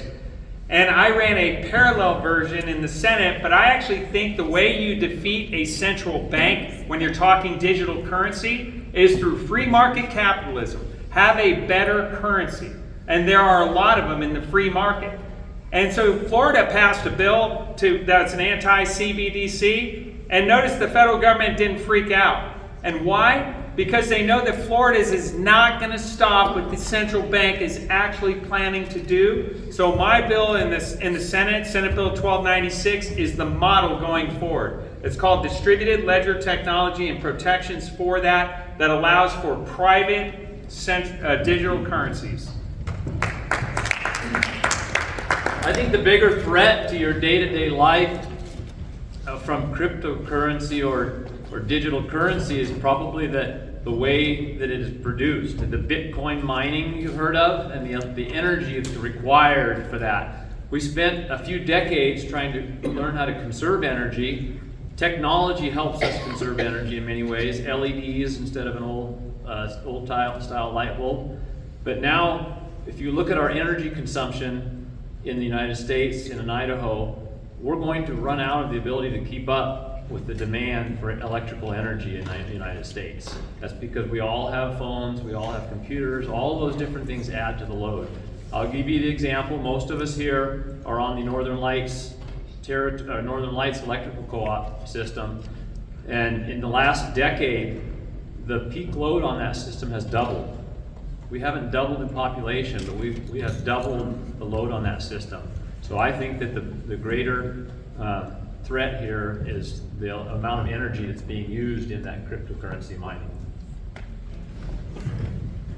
I think cryptocurrency for our state, I think the best way to go would be to study it and see what other states have done that work, and actually take advantage of states being laboratories of experimentation, and we can learn from them rather than making mistakes on our own.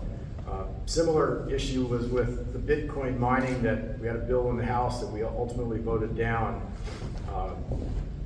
That was a heavy industrial type electrical use system, and what we found was a number of the companies that wanted to do this Bitcoin mining in our state were actually just shopping to get the best rates, so they could build a system, take advantage of low electricity rates, and then move on. So I think we have to be really careful with this type of thing. It's easier to learn from others before we get too deep into this and lose our own state control. Thank you. I'm not in favor of central bank digital currency. I think it's another way for the government to just be able to look into your accounts. They already can anyway, but to actually make it to be central bank, I think would be a big mistake, and I would vote against that. So just so everybody's clear, cryptocurrency and central bank digital currency are two completely different things, okay? Cryptocurrency is a completely different thing from central bank digital currency. Cryptocurrency, you can basically control yourself for the most part. I mean, the government gets its hands into everything, but you can, for the most part, control it. The central bank digital currency, what that is Bob's spending too much money on electricity this month. Hey, Bob, we just turned your account off, so you can't buy any more electricity this month, or food, or gas, or whatever they want to do. So that's what the central bank digital currency is. It's them being able to shut your money off when they feel like it, and I'm totally against it if you can't tell. You're up, Bob. Next question. Oh, we're back to. Want me to answer it again? Sponsor Way to see if a an politician says the initiative same to thing regain twice. control. Use your mic, dear. Is it working? Yes. Oh, gosh. Be still, my heart. Would you sponsor an initiative to regain control of federally occupied state lands? Chuck, 1 minute. It's nice to stand in front of the cameras. So, But is it your good side? does my minute start now? So, my view of the federally occupied state lands is, I don't think our Idaho Department of Lands does a spectacular job of maintaining access to our state lands. And if our federal lands get reverted to state control, we will see more restricted access. And if those lands are then sold off to private entities, we will see even more restricted access to lands that we want to access. What we need to do is move back to a multi-use land ethic where we can access our lands for logging, for ranching, for agriculture, for recreation, to balance all of those uses so that folks here in North Idaho can make a living from the land that we have access to. Thank you.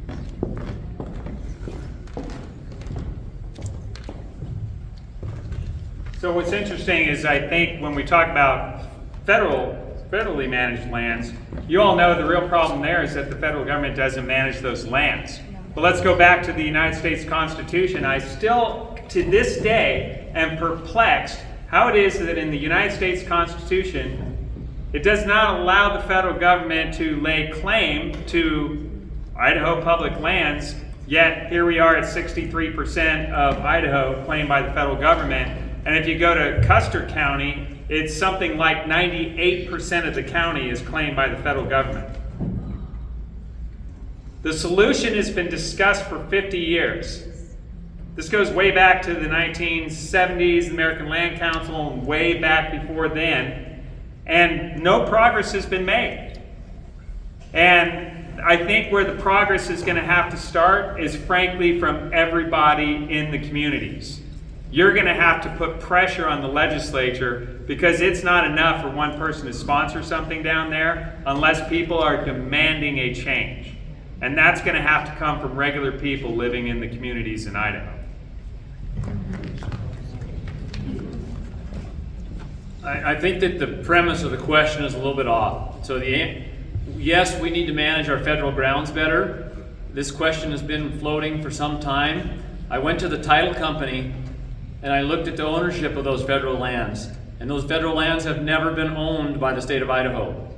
The state of Idaho was granted a charter by the United States government, and we were given a certain amount of land that was private. About 4 million acres went to the school endowment fund, and then those other lands were reserved as federal grounds. So to say that we need to take them back doesn't work. But yes, we certainly need to manage them better.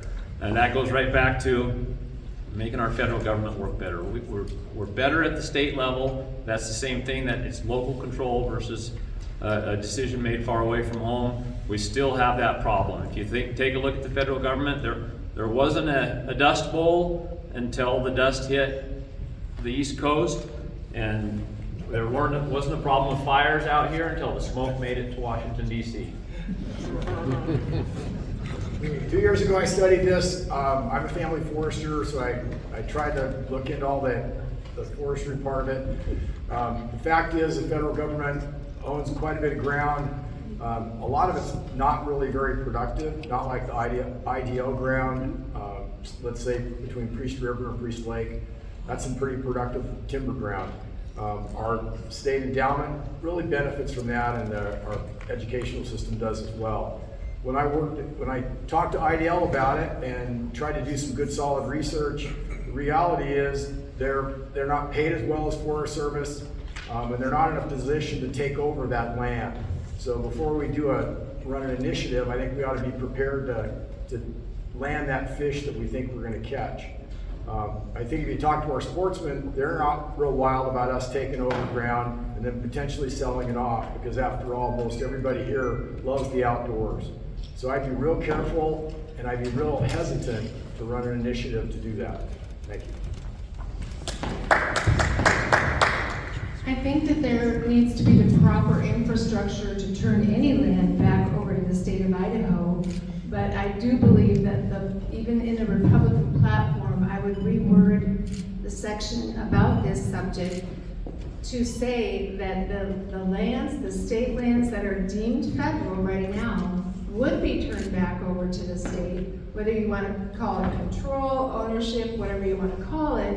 And if the infrastructure was in place, we could actually operate in the black, and instead of taking federal fiat money, we could actually not be in the red, it could be in the black. And that's with careful planning, not getting rid, you know, the fishermen and all of them, they're not gonna be upset. 62% of Idaho, that doesn't take, we wouldn't have to sell off all of that, just part of it to become solvent and be able to stay in the black.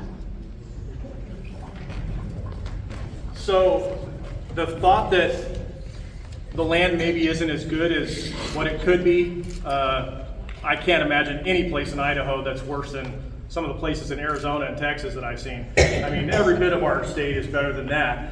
And having said that, I want every single bit of it back, and I want us to own it. In New York, the federal government owns less than 1/2% of their territory. They own 32 million acres. I think Scott said 63. It's between 61.6 and 63, depending on where you read it. Why do they get to treat us differently than they treat New York? Is New York better than us? Do they get to keep all their land? Are they more important than us? No, it is our land. It is within the borders of our state. And if the title company needs to change the ownership of the land, then maybe we should motivate the government to give the land back to us. And as Scott said also, it is going to take a groundswell of support. We don't need to make it illegal or pass a law to have the federal government not be allowed to have the land. What we need to do is make the federal government understand that it is unthinkable to the citizens of Idaho that you are taking our land from us and keeping it from us. If we had that land, we probably would never have to pay property taxes again, okay? Just that one thing. There's other ways to get rid of property taxes, but just that one thing, getting our land back, would fix that. How much time do we have on this one? 1 minute. Oh, my word. Article 21, Section 18 of the Idaho Constitution says, "And the people of the state of Idaho do agree and declare that we forever disclaim all right and title to the unappropriated public lands lying within the boundaries thereof, and to all lands lying within said limits owned or held by Indians or Indian tribes, and until," now pay attention to this, "and until the title thereto shall have been extinguished." What does it mean to extinguish title, realtors? You lose control, you cede control of something. Every state to become every territory to become a state had to have an enabling act or a constitutional provision that allowed the federal government to take the time they needed to extinguish the title on the lands within that territory once it was going to be declared a state. They're violating the state constitution. They're violating the Article 1, Section 8, Clause 17, Section 8, Clause 17 of the federal constitution. And what the big boogeyman is, we wouldn't be able to manage it. Hello, they're not managing it.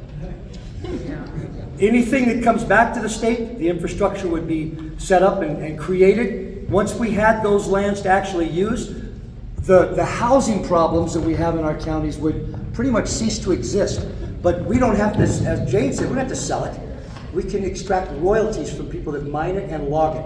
We could get rid of the property tax. I do a presentation. Do you know how much you make on your acres of federal land in Boundary County? Take a guess. What the federal government magnanimously pays you. $2.38 an acre. I'll leave you with that.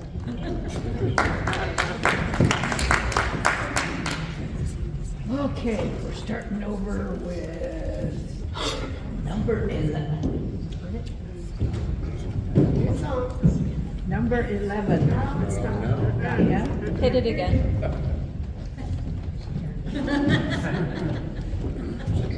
Okay, can we make it now? Yay! Number 11. We only got one more to go after that. Idaho law has no oversight for geoengineering/chemtrailing over Idaho skies. Yet Tennessee just passed a law prohibiting geoengineering, chemtrailing over their state. What is your stance on geoengineering for the state of Idaho? Start with Republican Mark Sauter for 2 minutes. Well, I won't take 2 minutes. I too can see the chemtrails across the skies. I think it'd be a great thing to study. I honestly don't know that much about the chemtrail situation, and I'm not familiar with the Tennessee bill. I'd fall back to what I usually do, which is read the bill, do the research, talk to the right people about it, and try and come up with a better solution for our state. But that's the best answer I can give you for geo. Good one, short. Similar to Mark, I don't really have a lot of knowledge about this, but I do notice that when I go to other states, it's not nearly as bad as it is in Idaho. So I don't know why, and I don't know who, but I do know that whatever they're putting in the sky, I would like to know what it is, and I'd like to know if it's good for us, and if it's just for their weather patterns and for rain and all of that. It would just be good if they would let the people who live here know what it is. And I would be against it if there was something that I had to be against it for. So I used to fly on planes quite a bit, and when you fly at certain altitudes, there's these things called contrails. You know, it's water vapor.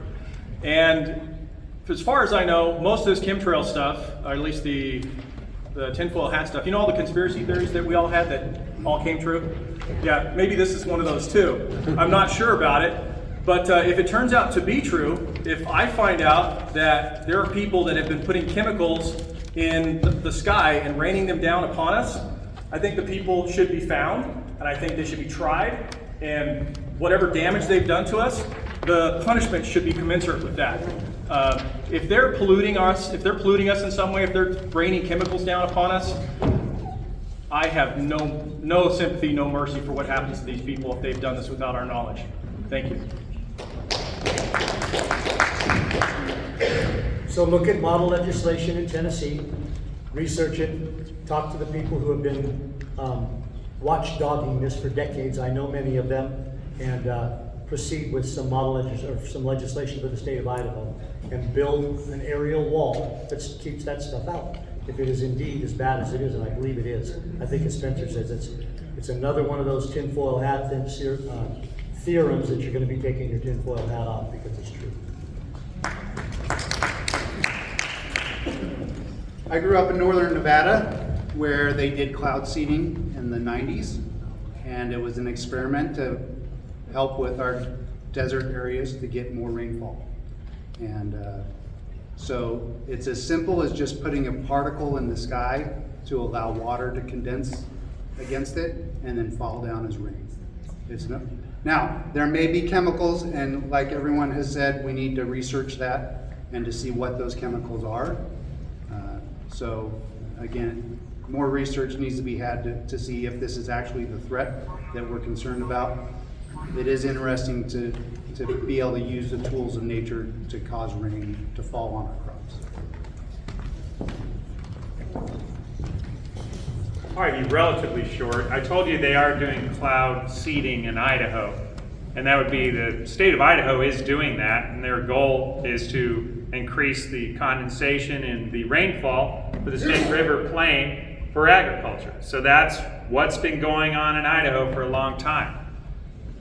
Interestingly, this subject we started getting emails in our Senate and House accounts within the last 3 weeks. And all of a sudden, you can tell when some hot subject is around because you'll get a flood of emails.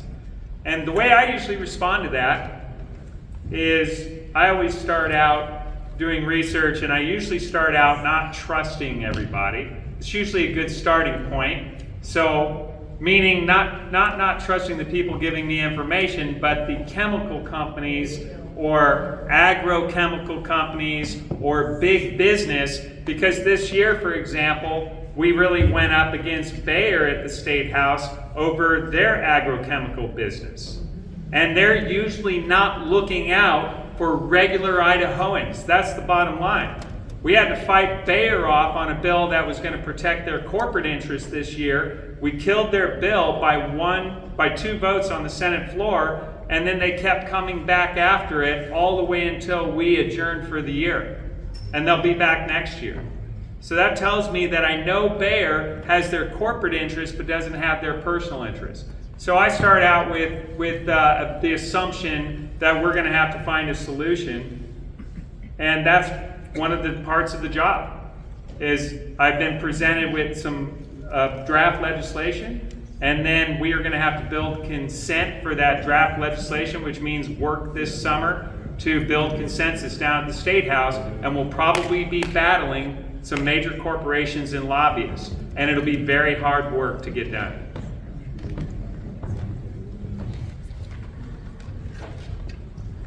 I heard a lot of theys. I'm not sure who they is. Yeah, I guess you have to ask the question, do you believe that someone is intentionally trying to do you harm? Yes. Okay. Allegedly doing this harm. I guess I can talk a little bit about what I saw there when we talk about the Bayer this year. If you go and talk to your farmers right here in the county that farm these tens of thousands of acres, they're talking about a package of fertilizer and it has a warning label on it. And is that warning label sufficient? Should you be able to sue them? To me, it came across as, if you remember, McDonald's being sued for hot coffee because it was hot. And I think that's my perspective on this Bayer that the trial lawyers loved to make money because the trial lawyers make just as much money as the plaintiff on any kind of situation. And so that's what I see if we're talking about chemicals and corporations. I have had a top secret clearance in the United States military. I told you that. I used to hold the keys to your nuclear weapons. I have never seen anything. I know that the people I worked with in your Department of Defense and the Navy were people like you and me, going and taking their turn protecting our country. So I'm not sure that I'm ready to assume that someone is out there intentionally trying to spray something down on us. The cloud seeding, the chemistry of that is that you take silver iodide, and when you bring silver iodide up, it changes the ability for the water molecule to precipitate out and go from gaseous phase to liquid phase. When it goes to liquid phase, it drops to the earth either as water droplet, or can also be snow if it's colder out. So there's some science there. I do know we are cloud seeding, but I don't know about the rest. Well, hello. No.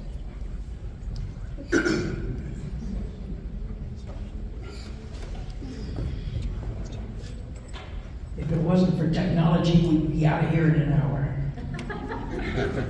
Anyhow, the boss informed me that I missed question 9, but it ought to be a quickie.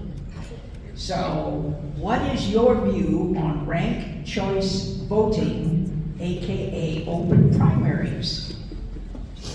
Open primary initiative. Start with Senator Scott Herdman for 30 seconds. 100% opposed. Just ask Alaskans how well it's worked out for them. So Alaskans will have a ballot initiative on their ballot in November to undo ranked choice voting. And some of the blue cities where they've implemented ranked choice voting, even the Democrats don't like it. So in Alaska, so this is the initiative that the Democrats are hiding by calling open primaries initiative. It's not technically even an open primaries initiative. It's a top 4 primaries initiative, not an open primary, and I can explain the difference. But the bottom line is we need to defeat the ranked choice voting initiative on the November ballot, or Idaho will drift way to center left or worse. I'd like to go back to the system that I grew up with. We've only had the closed primary that we have right now for the last 10 years.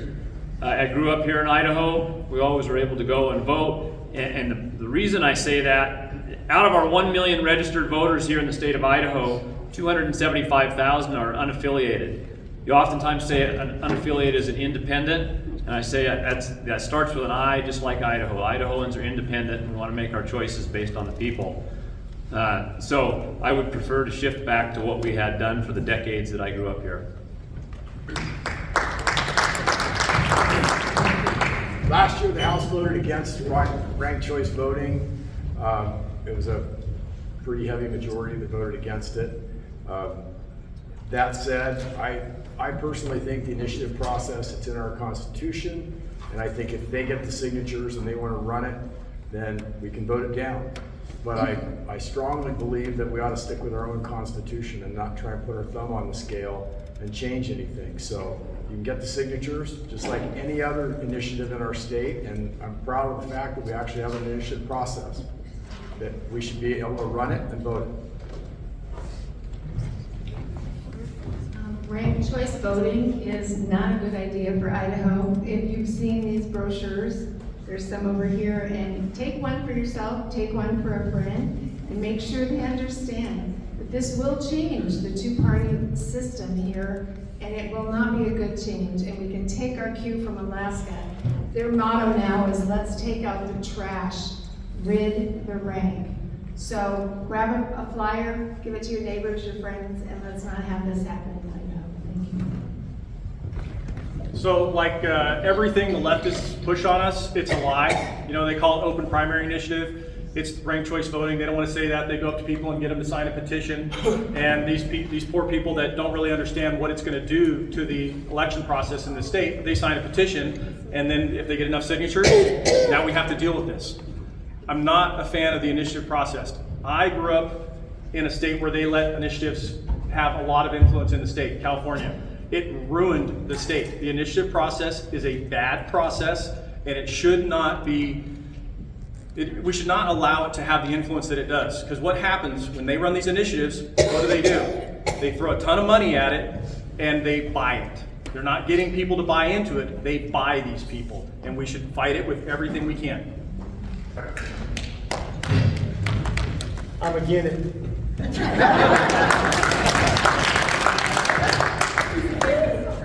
I'm against it ultimately because if you all don't like any of the candidates up here, it would remove your ability to sign up for the general election in November to say, I don't like these guys, I want to be on the ballot. And it would take away your right to do that. As well, ranked choice voting, it needs to be one voter, one ballot, one count.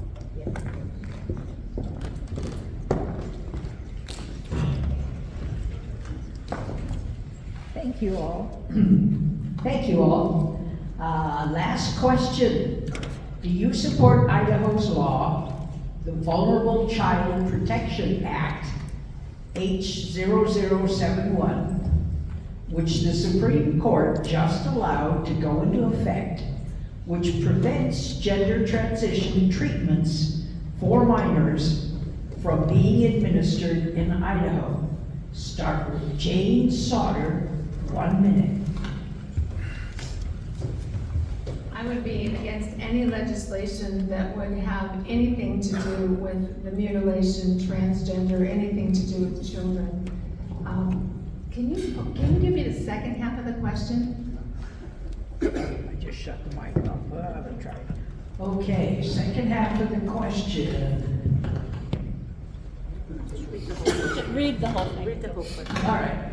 Do you support Idaho's law, the Vulnerable Child Protection Act, H0071, which the U.S. Supreme Court just allowed to go into effect, which prevents gender transition treatments for minors from being administered in Idaho? Yes, I absolutely support that. Thank you. So I covered this a little bit already. You know, doctors that want to mutilate people should go to another state. I don't need those people here. I think it's disgusting. When you have a kid, when you have somebody, you know, under the age of 18 that says, I want to cut one of my bits off, I mean, if they want to cut their arm off, are we going to let them cut their arm off? I mean, we're generally going to say, hey, you have a problem and you need to seek some mental help. But when they say they want to cut their reproductive bits apart, and they get these doctors making, you guys know how much they make when they do one of these things? It's like $1 million per kid. Yeah. This is money driven, okay? They're pushing this stuff because there's so much money in it, like everything else. It always all comes down to money, right? So if we're not gonna let a kid decide to chop his arm off, why on earth would we let a kid decide to mutilate themselves? And when these guys do the, we're just gonna do the hormone blocking or the hormone therapy, no. That is permanently altering those kids. I don't care what they tell you, it is permanently altering them. It's permanently affecting their ability to grow sex organs and later reproduce in life. And most of them that have those drugs, they're going to be infertile for the rest of their life. There's nothing they can do about it. So I'm completely against this. I would have supported that law, and all the other things that were said. I don't need to repeat them. But we need to quit giving our future to 5-4 decisions. We need to think that through very carefully. That we have 105 people in our legislature that we tasked with giving us statutes to live by. And then somebody said that the Supreme Court was supposed to have a review of that. And 5 to 4 can change your life. We've been doing that for far too long. And yes, I'm against surgeries for transitioning children. I'm against medications that would chemically castrate children and change their lives.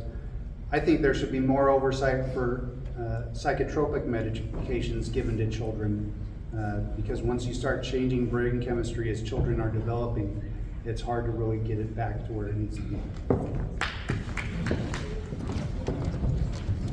So I voted for House Bill 71 last year. 22 senators out of 35 voted in favor. It didn't pass the House by enough to override the governor's veto. It did not pass the Senate by enough to override the governor's veto, so I was glad that the governor did not override it, because I wasn't sure what his position was going to be. This year we added to it. House Bill 668 prohibits the use of taxpayer funding for any transgender treatments for adults or anybody else. So that succeeded. The governor signed that into law. We also passed a bill this year that the governor signed into law that defines male and female, boys and girls, fathers and mothers, and I supported that. We also signed into law last year, and I co-sponsored Senate Bill 1100 to prevent transgender boys from using the girls' locker rooms at schools. And I supported that.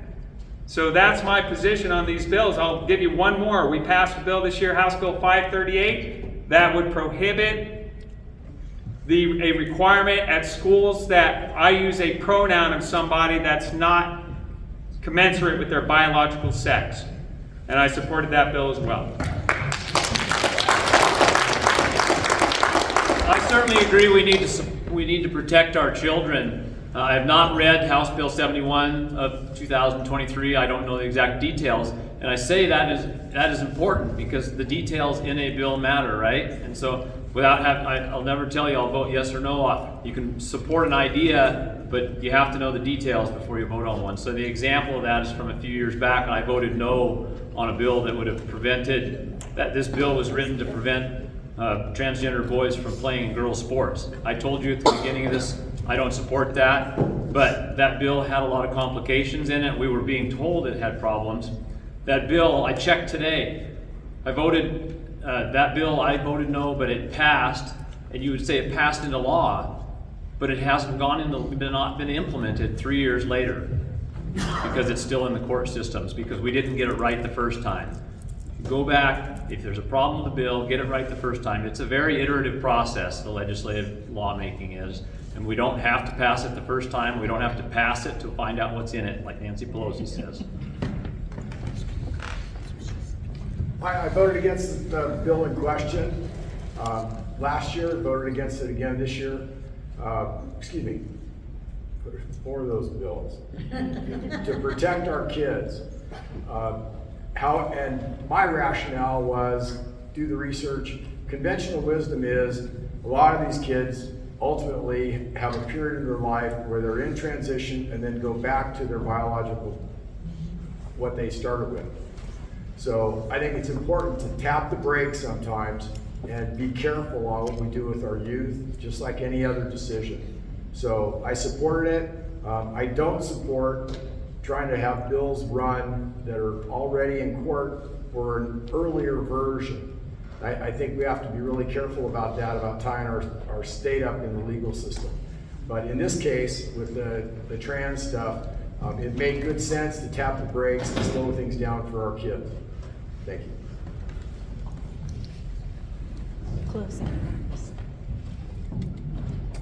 Well, everybody ready? We're up to closing remarks. Closing remarks. Well, maybe. There we go. All right. So, we started with you, did we not? Started with me. Started with you. Okay. Have at it. We'll go back to the front. Go ahead. Show us how it's done, Scott. 2 minutes. Okay, let me tell you how I view the Idaho Senate. Actually, some of the decisions are not difficult. When you have a bill in front of you that is going to protect children from the transgender hysteria and insanity, your principle is either there or it's not. The bills, they're not like the United States Congress. They're 1 to 20 pages max. Most of them are a couple of pages. I would automatically vote to protect children every time and not impose boys on girls and vice versa. I would automatically vote to uphold gun rights on every key Second Amendment question. Republicans, most of them in the room, understand there are certain bills that you're going to vote a certain way, and guess what? When you don't get something exactly right, which often happens in the legislature, often happens, and guess what? We come back and we fix it next year, or we run a trailer bill behind it. That's how it actually works.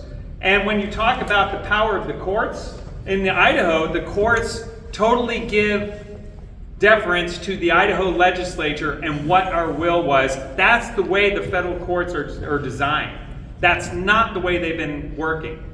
And if you haven't noticed, there is a very big push to grow welfare in Idaho. We have grown our government 54% in the last 5 years. Cost of government. Major welfare expansion. Total drift to the left. Total onslaught on the traditional family. Total onslaught on children. No real school choice if public school isn't working for children. There are a lot of issues. And you want someone there who understands what the cultural war is and how to appropriately respond with the sovereignty of the state legislature and the sovereignty of the people represented at the state legislature.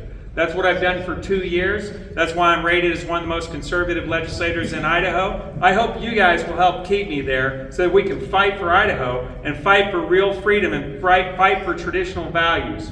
So I welcome your vote on May 21st. Thank you.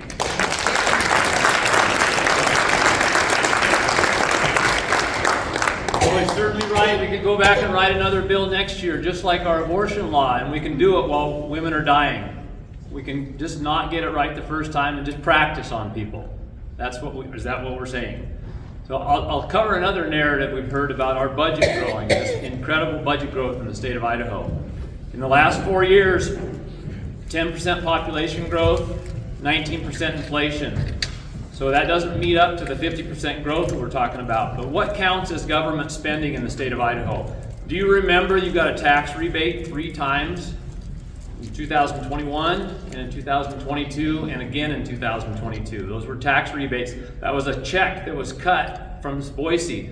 That $1.02 billion counts as spending. Does that count as spending to you? In that same time frame, we put money in the bank, rainy day savings, to get us back to the pre-2008 levels. So we, as conservative Idaho legislators, we put that money back in. Does that count as spending? Yes, it does, because that is money that is appropriated by the legislature and shifted from the checking account to the savings account. We paid off debt early. Does that count as spending? It certainly does. We had transportation bonds from the 90s. We paid those off early, saved millions in taxpayer money on the interest on those. Counts as as spending. So when we talk about the spending being up 50%, you might agree with some of that spending. That's your money coming back to you. That's the paying off debt and putting money in the bank. So that's a narrative that can be said with a graph that shows 4 years and the total amount appropriated by the Idaho State Legislature, but let's define what spending is.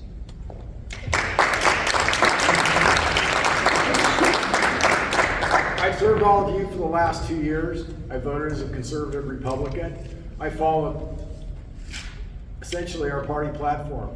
I've not followed the platform in a couple of different issues. I feel that it's really important for local control. I believe that it's really important for all our healthcare system to work. I also supported education. There's been people that have questioned that. I don't. I think it's an investment in our communities. So I have voted on all the social issues, and essentially I follow along with all of our family values and our family practices. I go along with all of that. But I also bring that I voted for all of you and I brought bills for you. I've brought from start to finish 3 bills for Boundary County: water adjudication, grizzly bear and game depredation for your 4-H people, and a public works bill to help our county do some construction work. So I know what it takes to get a bill from start to finish, and one that actually help our own local community, and not to do something that may be something that you hear about in the news, but actually get it done. So I'm asking for your vote. I'd like to follow through. I have a couple other issues that I want to follow for our communities again. We need to fix our EMS system, and we need to do some work for our fire districts. I know I'm uniquely qualified to do that, and I can promise you I'll follow through with it. Already started a lot of work on it, and I will continue to do that. You have my promise for that. Thank you.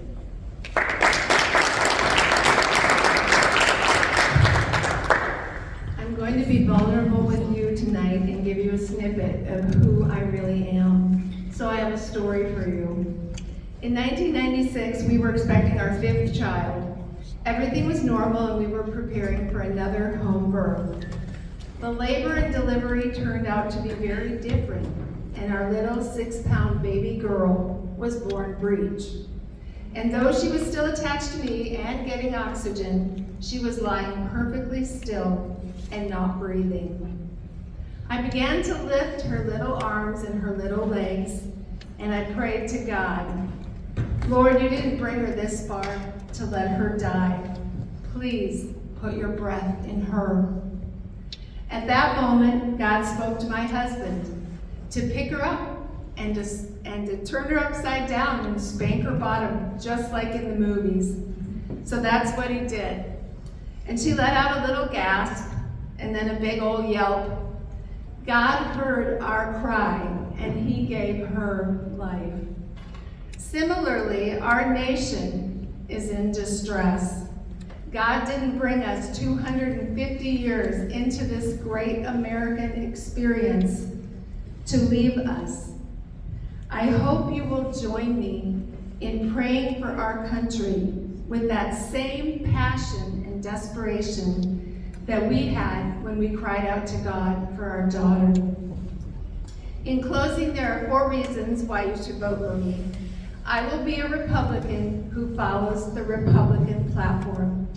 I will join the Idaho Freedom Caucus and cooperate with other liberty-loving legislators.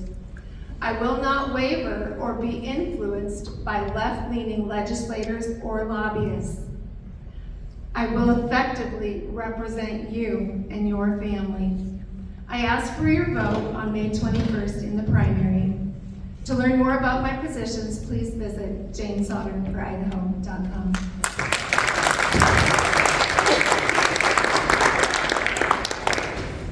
So we've got just a few things that I need to do, or I have a few things that I need to do, but that I want to do. I want the government to be smaller. I want you to pay less taxes. I want you to have more freedom, and I want you to have more liberty. I want the government out of your lives as much as possible, and I want you to keep as much of your money as possible.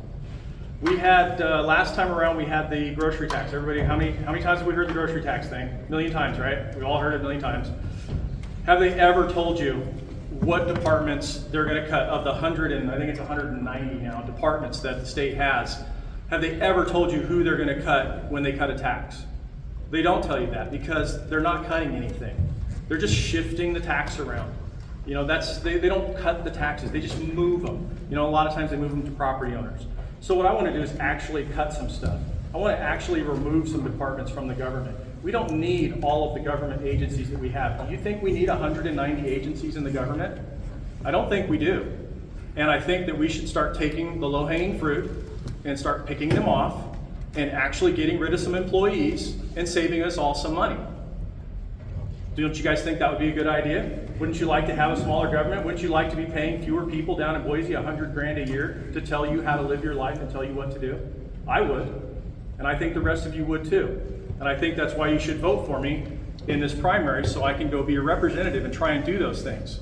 And I want you to know that everything that happens down there, you're gonna find out about.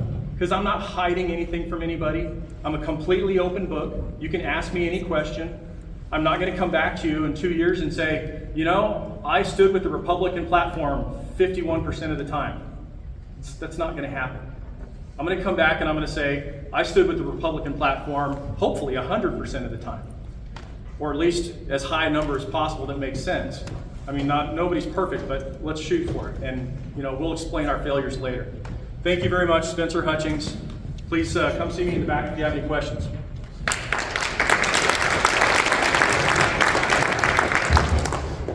So originally, when the founders gave us this form of government, a complex republic, their ideas were that it would only work if the people that were in that government were public servants. So what I want to do is to go to Boise, and at least for me, I want to put the word servant back into the vocabulary. We were designed, or the legislature is designed to serve you. It's designed to protect your life, your liberty, and your property. And much of all the other stuff it needs to leave it alone so that you can live a quiet, peaceable life and basically live your own life as you see fit. One of the things that I would like to do also that's just a kind of a mechanical thing is for every piece of legislation that is passed, I'm going to look for a bad one that needs to be repealed. I think I'm just going to make it kind of a hobby horse. I suspect there's some, don't you? Maybe 1 or 2,000. I would be glad to go down there and represent you, to be your public servant. You can look me up on cornellforidaho.com, and I'll answer the phone and I'll get back to you. Thanks for everyone being here tonight. This was a really good representation of Boundary County, and I like to see that. I like to see the engagement. And I'm glad that you can ask us these hard questions and expect good answers. And whatever we said tonight, think about it, vote accordingly. But your vote is between you and God. It's not between anybody else. It's a sacred service you're performing for your country. Do it with that in your conscience.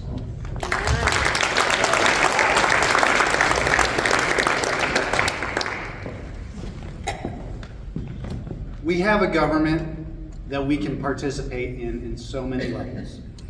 Whether it's participating in your school board to be on a curriculum selection committee, you've got the opportunity to do that. I'm here to serve you, and I've got the record to prove that I've been a servant leader. I've served in our nation's wars in the most arduous places. One summer I saw 132 degrees and I was in a tent with air conditioning that couldn't keep up. I've been in the hard places and I've done the hard things. But what I will tell you this is I'm for a limited government. But do you know what it takes to arrest a person, to adjudicate that, and then to send them to jail? Do you know how many people it takes to do that? There's at least 50 different persons involved in that process. If we're going to ask our government to do something, we need to make sure that it has the resources to do it well. And when we look at fentanyl and the crisis that we're facing with that coming north, we need to make sure that we have the right people in place to do that.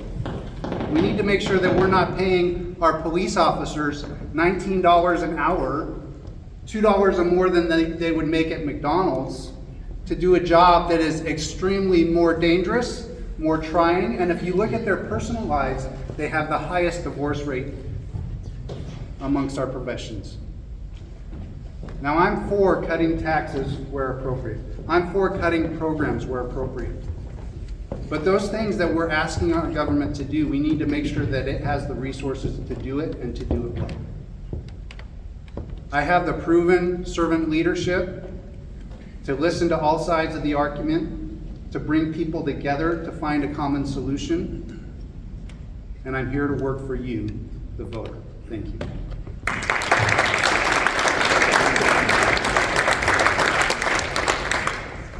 I'd like to thank all of the candidates for coming tonight. I know it was a long haul. I really appreciate you all coming and answering those hard questions. I'd like to thank the audience as well for coming and for hanging out this long. We felt that it was more important to ask the questions than to cut everybody short. So I hope that your butts aren't too sore. Thank you all.